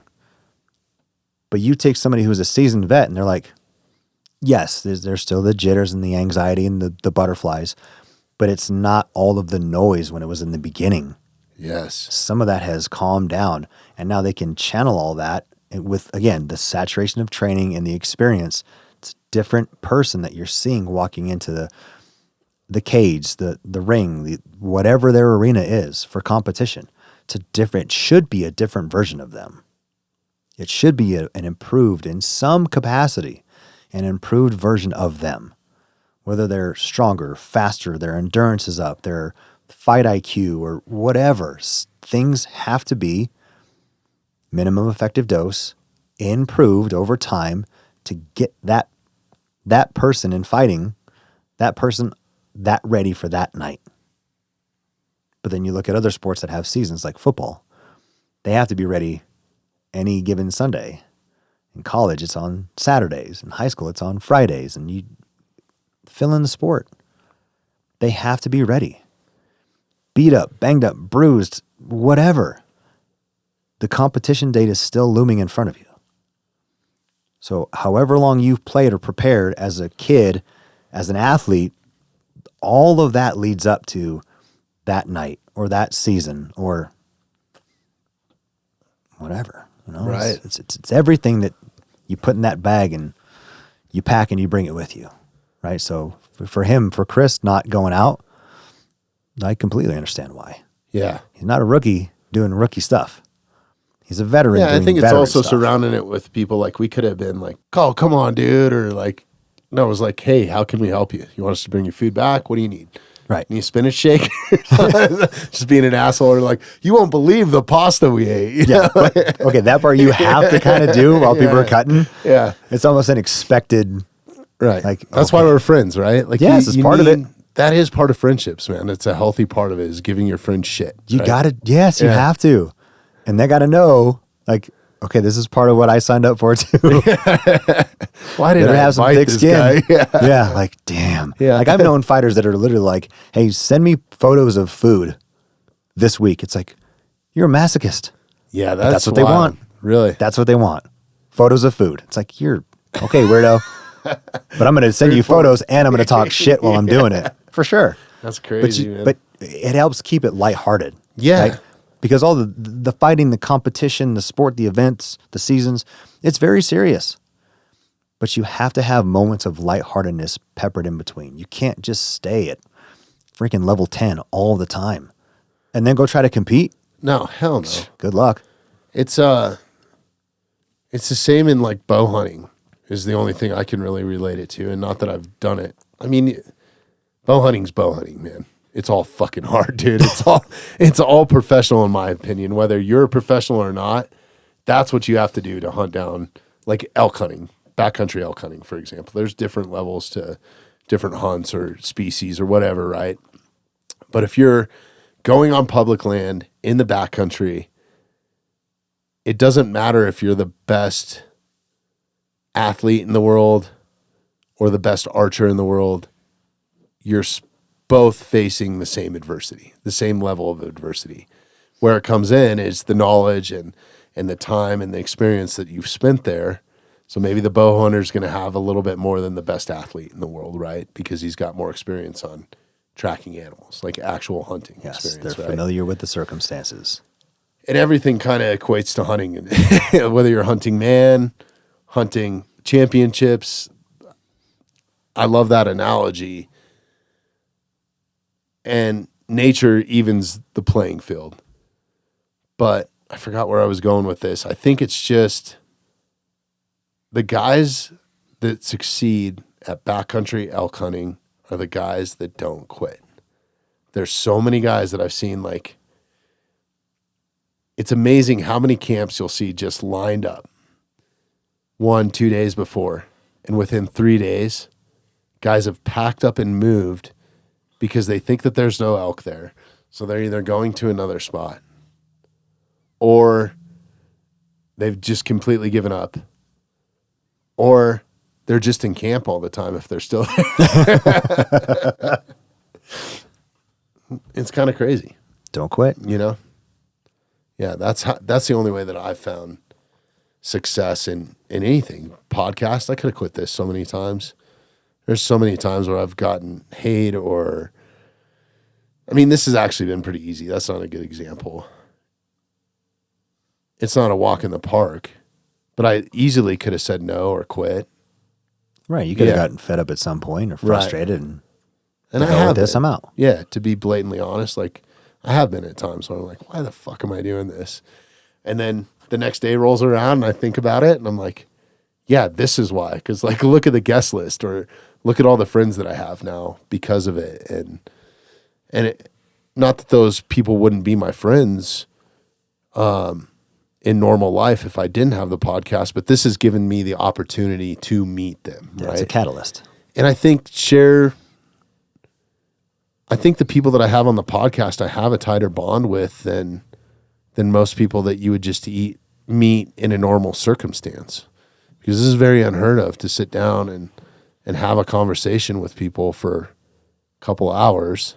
Like we're going on an hour and 34 minutes, right? Like it's kind of unheard of. Like even if you're at a restaurant, you're going to get an interruption or like bathroom break, or you're at a bar and a hot chick walks by or whatever, right? Like something, no matter what environment that you're in. So I think it's a special thing that we're missing. I think you also get it in the backcountry when you're elk hunting or around a campfire. It's almost like being around a campfire. What you're talking about is uninterrupted time. Yeah.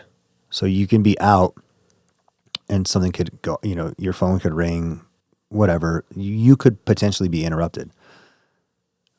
What I feel like you're describing is like, even though we're not doing it right now because we're talking, it's like, this is what people used to do when they would just sit across from each other and break bread and have a meal but wouldn't rush it. And then you would sit down on the couch and afterwards, or you'd sit out back, get a fire going and just talk. It's dedication. This is just with that. This is that minus the food, as my the phone fire. goes off, I was just talking about. Forgot to silence it, dude. You're good. Damn, that's pretty good. I'm surprised it hasn't rang yet.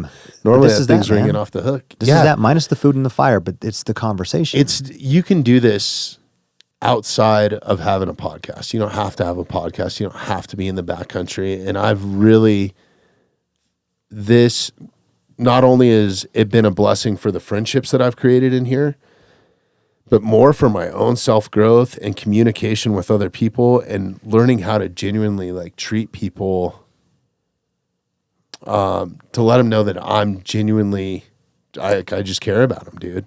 And all it is literally spending time with them, talking to them, but really what it is listening to them and setting aside dedicated time.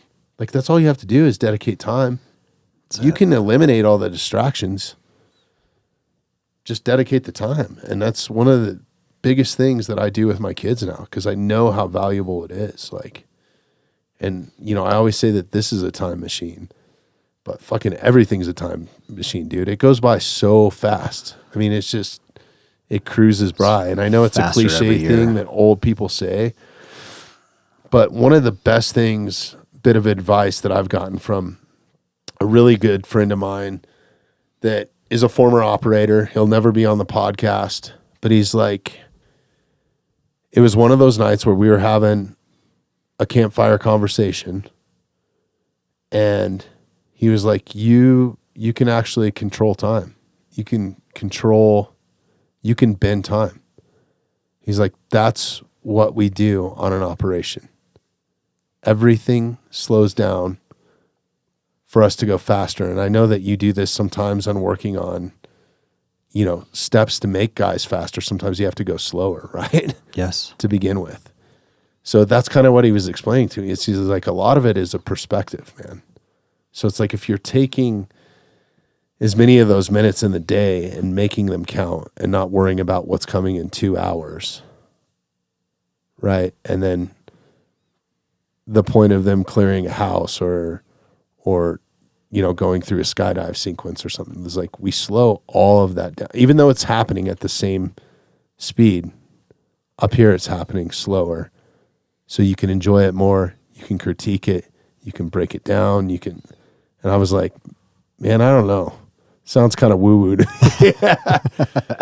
But the more I've kind of adopted it and listening to him, somebody that I trust and somebody that's not feeding me a bunch of bullshit, like this is one of the most honest dudes I know, like brutally honest. And actually kind of trying to apply it. Like if you are with your kids, don't rush them to the next thing. You don't have to. Like, I think we get caught up in these cycles, like get in the car, get buckled up. We got to go, hurry up. We're going to be late. It's like, it's always the with next society, thing. We're in this kind of cycle. It's like that old saying, like stop and smell the roses, dude, or the columbines is what I like to say. Cause I like being here, but it's so true, man. I think that's something that I've learned sitting right here at this table, which has fucking been a game changer for me just mentally. Like, yeah, I'm still on time, but I'm enjoying the time that I do have up until, I guess I was late today. Wasn't I? No. I'm never late. No, you were late. just super early. I was super early. Yeah. I was like, I'll anticipated get there in traffic 15 minutes. Yeah. 470. I was like, there's no way. Easy. Yeah. Super easy drive. No issues. I was amazed. That's awesome, man. So I got lucky. Yeah. But I don't know if that makes sense. It was just something that hit home to me. And since I've kind of adopted it, it has changed my perspective on time, rather. It doesn't change time. Like those seconds are still going to click off the top or tick off the clock. Yep. But time's a man-made up thing anyways. Well, look at all the You know what I mean? distractions that we have in front of us. Yeah. We literally carry a freaking distraction in our pocket. Their time sucks. 100%, man. Because I even fall into the rabbit hole. Like I've had to set, it's so cool with the iPhones now. I've had to set some rules on social media. I have like a 10-minute window where I'm on there and I check messages and I try to reply to the people that I can. And I'm sorry if I'm missing your message and you're listening to this and you messaged me or whatever. A lot of the people that I want to communicate with on there have my phone number. So I always feel like if you really need to get a hold of me, dude, Right.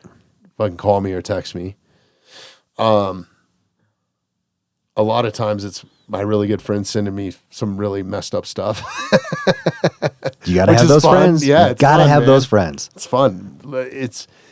It's a positive light in my day, honestly, right? Like seeing Yes. somebody else fail or something, like as much as I hate to admit that, like it's kind of funny, But yeah, I go on there, check on my friends, post and ghost, do my post first, get the business out of the way, check the messages, do the post. And then if I have any time left over, but it is a non-negotiable hard out after said time. And that's been really beneficial for me too, because I think I just realized like there's so much on there that I do want to see. There's so many people that I know that are just crushing it in life and it's like their highlight reel, but I can check on them one at a time. I don't have to take them all in at once down a feed. Right. Like I have to type in their name, go check it out. And then I'm seeing their actual highlight reel. Because the moment that Instagram started putting other people's content that I don't even follow, trying to get me to follow them, it's like, Yes. dude, now you've just ruined the whole thing. Like I used to love to go on Instagram and scroll because I would scroll past Eric Tilly, Dustin Jacoby, Chris Camozzi, Grant Neal, Coach Mark Montoya, Andrew Arabito, Half-Face Blades. Like I'm like just dopamine after dopamine hit, right? Yep.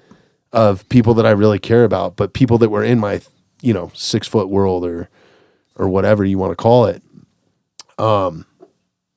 That the moment that they changed that, then I would catch myself being distracted watching.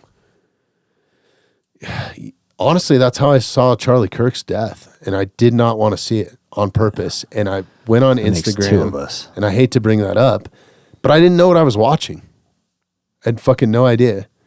And the fucked up part is my kid saw it, and he's not even on Instagram.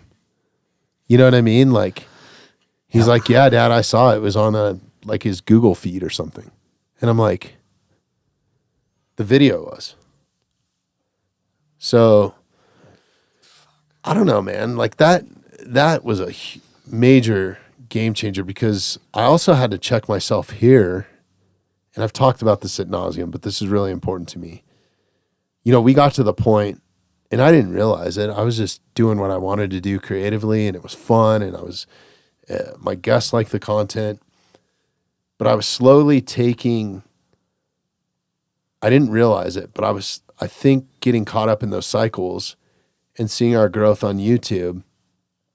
A lot of it was we were making like highlights to get people to go and listen to the podcast. But what I kind of found out is a lot of people were just taking in the highlights. Like the conversion rate isn't very high for them to then go and watch the podcast. I mean, it makes the podcast views go up. Right. But you look at the numbers, people, they might go to it, but then they see, oh, this is 2.5 hours long. I don't have 2.5 hours. And they bail, right? A lot of people we saw exponential growth, man, like 100% growth over a year in just putting in the time and doing all the stuff on YouTube that you're supposed to do to get shoved up in those algorithms, and then putting out a piece of content every day. But I can't put out a podcast today. I'm not Joe Rogan or Sean Ryan, right? Right. Like, we don't have the budget. I would love to, but we don't have the budget for that. Nor do I want to be them. So my plan of attack was to put out 4 shorts, 2 6-minute or between 6 and 12-minute highlights, and then the full-length podcast, and that's 7 days a week. So we had a piece of content going up that was regular, daily, that somebody could take in. Okay. But then the more I thought about it, I was like, it's kind of driving people away from because if they see the highlight, like if you see a movie trailer, you kind of jump to assumptions like, oh, I know what this is about. Like, I don't need to watch this again. Yep. You know what I mean? Yeah, or this is the same storyline, or that's how you judge what movies you're going to watch or spend your money on, right? For sure. So I started looking at it that way. I was like, man, I'm doing one of these little short clips for each podcast. And then you times that times 7 and look at the viewership that we're getting. That's amazing. But it's taking people away from the long form because now it's muddying the water. It's harder to find the long form, even though there's a link there. There's more noise up in front of it because we put out a podcast. And I just really think like a lot of the shit that happened with Charlie Kirk and the school shooting, and a lot of it is driven from online content, online hate.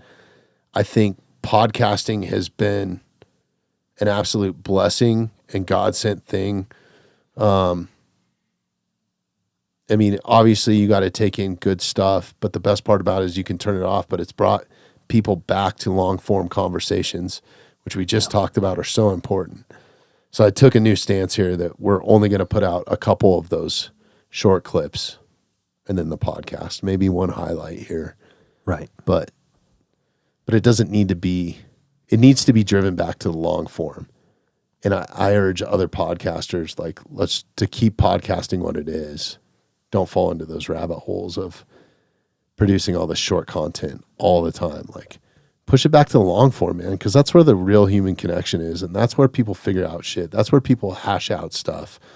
Like, you know, I really think if you could sit down with somebody, if you could get two people with different opinions and sit them in the same room for an hour and a half, and it doesn't end within the first 15 minutes, they're going to walk out of there with some sort of bond. They're going to figure it out.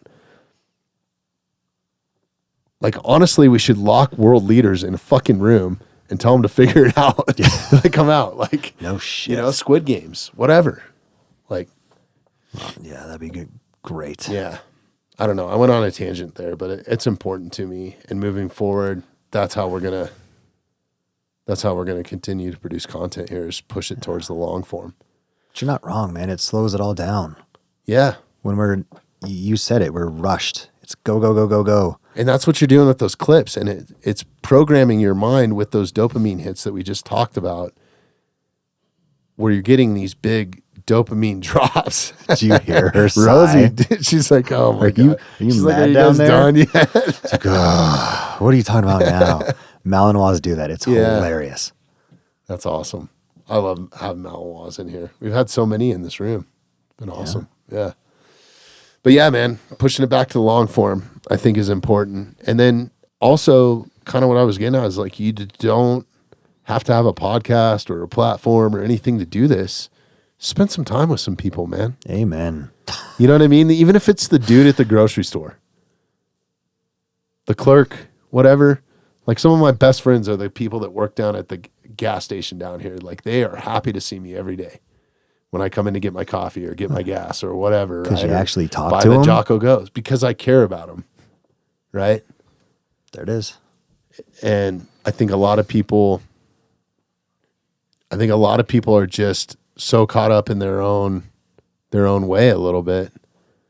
I think human connection is in the long form. And actually, it takes me 2 minutes to ask somebody how they're doing. Maybe they make burritos at a gas station or clean the toilets or whatever, but, like, that's all it takes. Yeah. I know I'm going to see them again. Small town, right? Like, It is. treat people how you want to be treated. What a novel concept. Yeah. Be nice or leave. Be nice or leave, dude. Yes. Taking it right back to that. All right, man. We are burning through time. We're going to wrap this up here pretty quick because we're coming up on 2 hours. But I always love having you in this time of year. And I'm sorry we didn't get you in last year, but we did have you in December last year. It's all good. Just because there's so many people that are going through starting the new year off right. They're going to go back to the gym. They're going to diet. They're going to achieve all these goals. Man, you achieve goals on so many high levels with so many high level people. What do you think are some of the biggest factors for those people to have success, maybe commonly, that the common person could find? Well, let me say a couple things. Uh-huh. Yes, there's some high-level people that myself and other folks work with, but we see at Landow Performance every walk of life, every age, every capability, every desire, every different goal.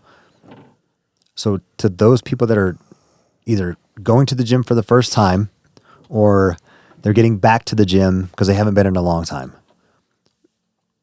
it's just one damn session at a time. Right? And if your workout routine, it doesn't have to be this 3-hour miserable gauntlet 7 days a week. It really doesn't. Hell, start with 20 minutes of something, 30 minutes, 40 minutes, 45. Build it up. Increase your frequency of visits to the gym. Right? It's like I talked about earlier. You don't do 135 on squat one day and then the next week you're doing 315. It's a process, and you have to trust the process. You have to be disciplined enough to just show up. I mean, I tell people all the time, if you just get to the gym, I'll take care of the rest. People have bad days. They're tired. They're not feeling it. They're off. They're stressed. Their job, work, life, whatever. If you can get not just to the parking lot, but actually get inside the doors, I can help take care of the rest, or somebody can help you take care of the rest. Nothing happens if you don't show up. Show up, Rosie. What are you I should know doing? better. I What actually are you doing? I know better with these dogs because I've been around so many that could literally chew off your face. You're not supposed to pay any attention to them. Because the moment you do, they take over. But she's such a damn sweetheart. Yeah, that's she her. is. That's her problem. So my piece of advice is nothing is going to change overnight. It's like the overnight success we talked about. Right. Nothing is overnight. Be patient with yourself. Give yourself some grace in the speed bumps and the setbacks that you're going to have with your fitness goals or your health goals. Give yourself some grace. But don't give yourself too much grace because you're like, well, it was the holidays and I ate like shit all week. No, that's a hall pass. Don't give yourself that. Right. A little bit of grace for the cheeseburger that you haven't had all month. And you were like, I'm just going to hit this really hard and I'm going to do my best and I'm going to go on my walks every single day and I'm just going to get outside and get some fresh air. Right. And then if I want to at that point, feel like I've actually earned the right to have some sort of mental treat, okay. That's a meal. That's why they call it a cheat meal. It's not a cheat day. It's not a cheat freaking weekend. Right. It's not a cheat month. It's a cheat meal. Yeah. Okay. Have you earned the right to do the thing? Have you earned the right to go from 135 back squat to 315? No. Well, then you haven't earned the right for the cheat meal either. Recovery days need to be peppered in. Give yourself the ability to rest and recover from the physiological stress that you're putting your body through, right? But understand, to your point, with that physical stress is going to come this emotional, psychological, like decompression. So big, man. So know that that's coming, that's a trade-off. I'm going to do this thing. I'm going to get tired and sweaty and possibly sore.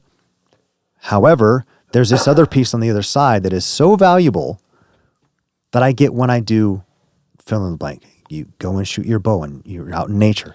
Yeah, Do I that think for another yourself, thing too please. is just like you don't, like you said, you don't have to go run a marathon. You don't have to just go for a walk, man. Start.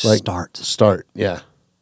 Be disciplined with it, man. Like be dedicated to it. And I'm no athlete. I actually, when we get off mic here, I have some questions. I want you to help me with something. I got you back. It's a goal that I've been chasing for a really long time. And through injuries and other things, I just haven't done it yet. There it is. Yet. Yeah. Thank you. Yeah.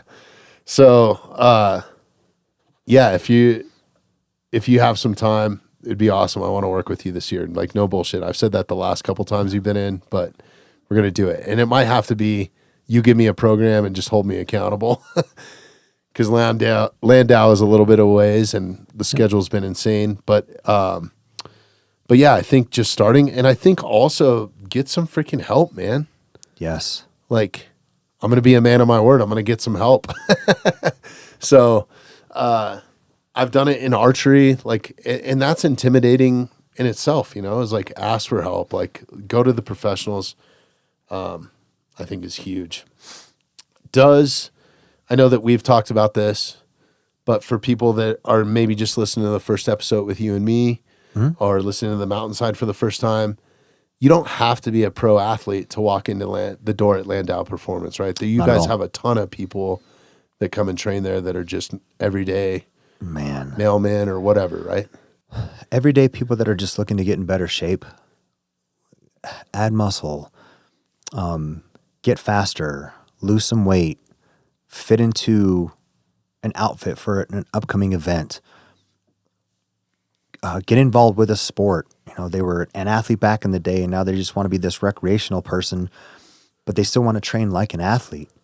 Like you can still train like an athlete, but you don't have to go out and compete in the NFL to come in and see us. We see everybody. We've seen, I keep wanting to say but we have seen people come in and they bring their kids, youth speed and agility class. Yeah, bring your kids. And then they sit back and they watch all these other people work out and they're like, I know they're thinking it.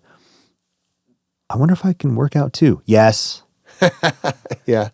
Like, why not drop your son or daughter off, and then the parents of this group, why aren't you guys working out? Yeah.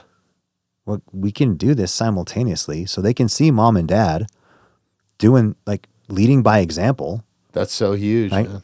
Yeah.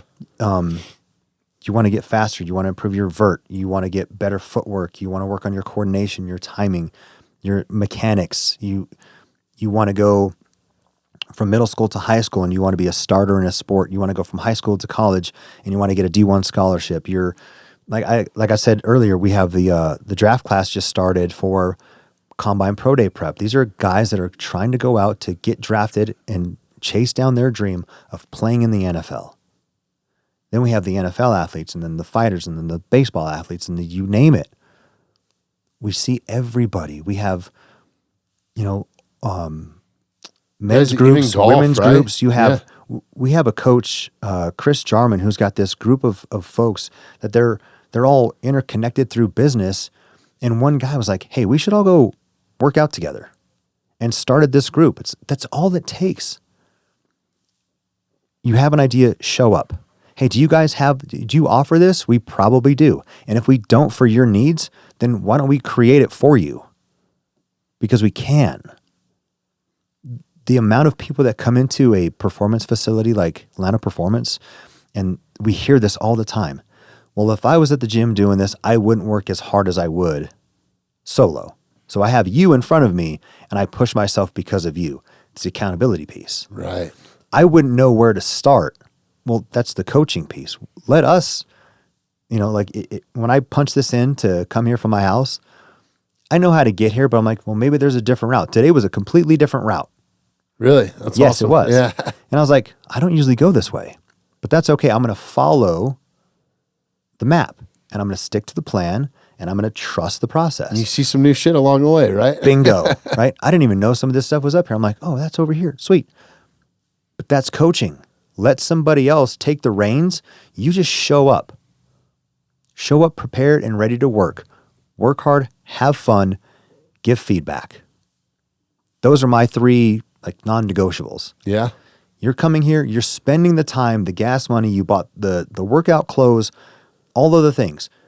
Then work hard. Put forth that effort and have fun. Right? It's like your buddies who send you just shit memes or whatever. Like, it's just fun. Like, it sucks sometimes to work out and work really hard. Please have fun while you're doing it. Yeah. Laugh a little, right? Joke and do all the things, but give the person who's in charge, give them feedback, because I'm going to ask you, right? How was this? How did that feel? Any issues here? Any discomfort? What's going on? Give me feedback. Hey, how did it feel? Let's take a squat, for example. How did it feel going down versus the pause versus coming up versus the weight being here, being there, this much weight, this kind of a tempo, this much speed added on? How did all of that feel? I need that feedback so I can continue to process that and be a better coach for you. I also need you, if you have questions, ask. If you're not sure, raise your hand. We need that feedback. So you and I, as the athlete-coach relationship, we need to be on the same page. Otherwise, I'm just going to assume everything is fine. And what if I'm assuming wrong? And what if it's not fine? And what if you're like, I could have went heavier. I could have worked a little harder. I could have this. I could have that. I mean, I'm at the point in my career that I'm going to kind of tease it out of the quieter people, right? And I've almost gotten to a point where I'll ask, like, hey, do you feel like we can go up in this, on weight on this? The facial expression will give you the response before they even say anything. Yeah. Yes, because coaches understand this. Right. Coaches that are listening to this are like, I know exactly what he's talking about. Because you go, nope, we're staying here. Or, yep, let's send it. And they haven't even said anything. Yeah. But their body will respond either, yes, we can, no, we can, or let's stay right here for right now. Okay, cool. But you develop that relationship over time with a professional who knows what they're doing, and they're trying to get the client, the athlete, to their goals. It's not about me and my resume. It's about the athlete. How can I be of service to you to get you where you want to be, because I have a skill set that can help get you there and guide you there? It's so awesome, man. I can attest to it too. And when I reached out to you, I was actually shocked that I could do it, or that you offered. I can't remember exactly how it went down, but bringing Tyler down there and just being able to watch you no-brainer, dude. protect your craft, or perfect your craft with him. And this is, a peewee football player next to some Denver Broncos that are on the field on a Saturday. That's the right room. in the middle of the summer, and we're getting in some S&C before the season starts. But oh my God, did that change his level of play, his level of confidence? Not only that, like what I picked up, where I could have been doing some of those workouts, I was really becoming a student, because that season I just happened, I didn't even know it, but I wanted to pay attention to like how you were breaking it down. And I ended up being the defensive coordinator, and I applied all the shit that I learned watching you coach Tyler for, I don't know what, maybe 20 sessions. I don't know how much we were down there. It wasn't 20. Was it? It felt like it. It was like maybe, it was less than a dozen. Was it? Yes. Man, we learned so much in that. But that's coaching, dude. Yeah. If you're coaching, you're teaching. And if you're teaching, that means you're you're transferring knowledge. And if you're not transferring knowledge, you're not teaching, then you're not, I want to go off right now, you're not coaching. Yeah. And if you're calling yourself a coach, but you're not actually imparting wisdom and knowledge and transfer and demoing and getting hands-on and explaining all of the things, all of the whys, and not ad nauseum, not like you're explaining a squat for 55 minutes and they only squatted for 5 minutes and then the session's over. I'm not saying that. I'm saying if you're not actually imparting wisdom and knowledge into how this person is trying to move outside of the gym when they're doing their sport and actually transferring this stuff, you're not coaching. You're spectating. Yep. Well, and it's crazy, like my moment of glory here, coaching, being the defensive coordinator on my kids. I think it was his, how was it? He was 9 and 10-year-olds. We had 2 conversions all season with the defense, and it was all due to you and Derek Wolf and a couple other, like Josh Walker, me calling these guys and be like, hey, dude, I need some help. I'm coaching football right now, and I don't know what. I mean, I played, but that was 20 years ago. Yeah. And I think I had multiple concussions when I did play, but like, how do I teach the kids this or that or whatever? How do I get my line to actually really like move some people around? Like, and they're like, oh, check this guy out or check that out. And it was getting the knowledge from other people and transferring it. But man, my defensive ends were eating because of your footwork and what you taught me from the start. I mean, they just had the jump on everybody. These kids, that's the same smoking footwork. them. That's the same footwork that I'm teaching your son that elite level athletes are doing. It's the same drills. I don't have the same requirements, right? Because there's a progress and progression to it, but it's the same mechanics. And if you learn those mechanics, it's like a shot. You perfect the craft, you perfect the mechanics, and then you get better and better and better, and then you're just bullseye, bullseye, bullseye, bullseye. That's not any different. It got to that point where the opposing team's coach is like, they were offsides, and the refs are like, they weren't. No, they just had a better first step. Yeah, and a bunch of little Bonitos out there. This is awesome. Eric, man, this has been really awesome. Anything that you want to drop before we jump off here? Go check out Landow Performance. Instagram. You guys are on Instagram as well as at Landow Performance on Instagram? Yes, at Landow Performance. Reach out to us. Something that I try to really challenge people to do. Don't just call in. Don't just email, right? Don't just send out the message on the DM and Instagram. Do those things. Come by. Yes. If I'm going to challenge my athletes, just show up. If you're curious, walk in the door. I heard about you guys, and I was just curious. It's you can such Google a rad our address. place Like, too, man. come in. Yeah. And I'm not trying to be a damn used car salesman right now and selling you anything. Come physically check us out. See what we do. See what the layout of the facility is. See coaches in action. See how you're greeted when you walk in the door. All of the things. Well, I've got this ailment and I got that, and I don't think I can. Well, you can't yet. As long as you believe it's yet. Yep. I've got people that show up that they have stuff going on. I'm like, and there's so many limitations, but they keep showing up, and we keep just shaving just a little bit off at a time. So show up, ask questions, see what we have to offer, see what we can do for you. I might be the right coach for you. My personality might not be the fit for you. There might be somebody else that's better fit for you. And that's okay, because it's not about me. It's about what we as a coaching staff at the facility have to offer. We got youth speed and agility. We have folks that are coming in 60s and above and just want to be in better shape to play with their grandkids and great-grandkids and get out, and they don't want to be excluded on vacations. Oh, I got to go sit in the hotel room while everybody goes out and has fun. They want to go do with the family. We can help you with that. The high school kid, the middle school kid, the college kid, the weekend warrior.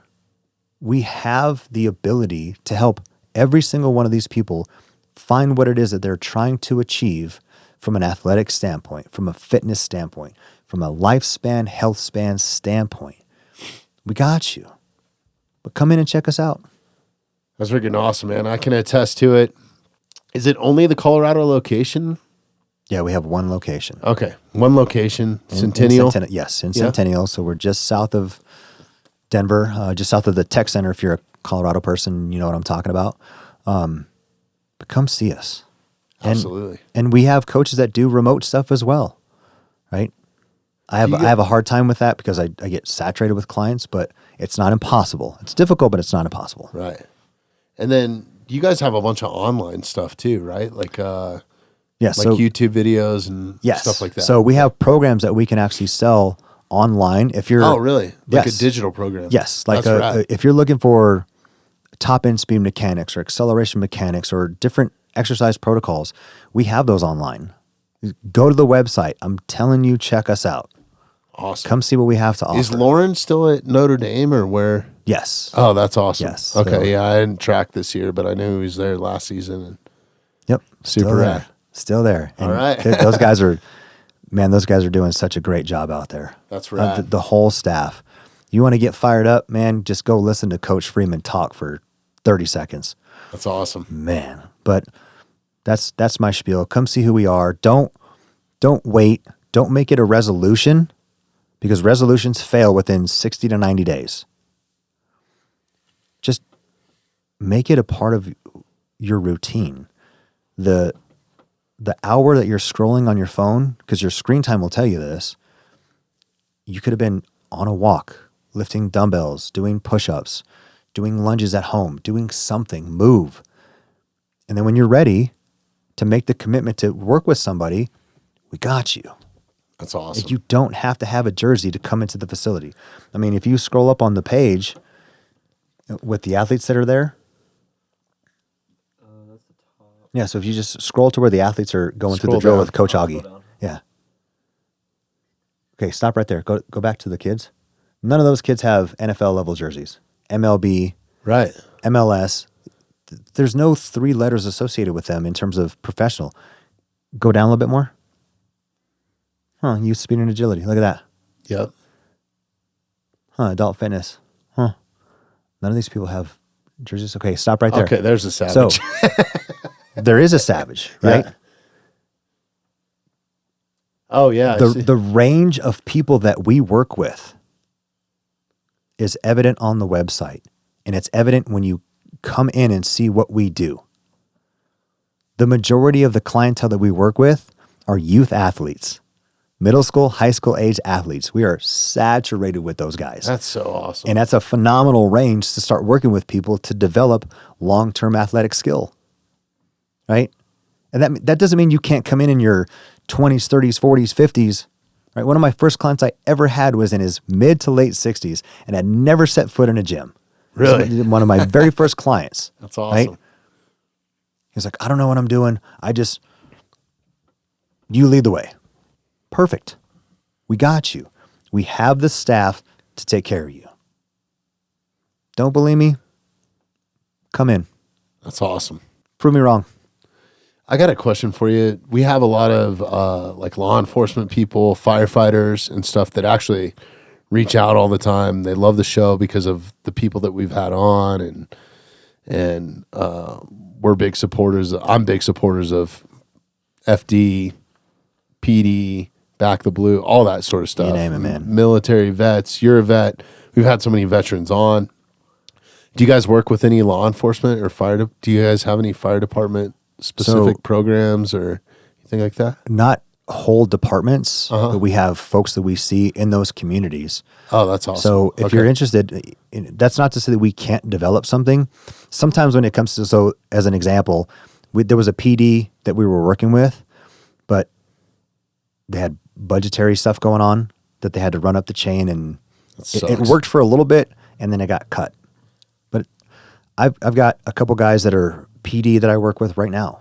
You know, if we want to turn this into a thing and grow it, we absolutely can. If that means that, I mean, hell, I'll come out to the PD. There's a gym there. Do you guys want a program to start for a beginner, an intermediate, and an advanced? Let's write it out. Fire department, same thing. I would like to be there because I'm old school. I want to see it happen in real time so I can impart coaching in real time.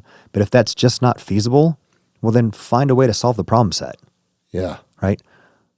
Well, I'm not working with anybody like that yet. The yet applies to me too, not just to the athlete. So if anybody's interested, I mean, please reach out. We'll find a way. Man. We'll find a solution. Absolutely. Well, all the contact information for Landow is going to be in the show notes if you open it right now, or in the show description, wherever you're taking in the podcast, Spotify, Apple. A really good spot to go to check it out is our website, themountainside.com, or themountainsidepodcast.com. We own both now. Nice. Which is dope.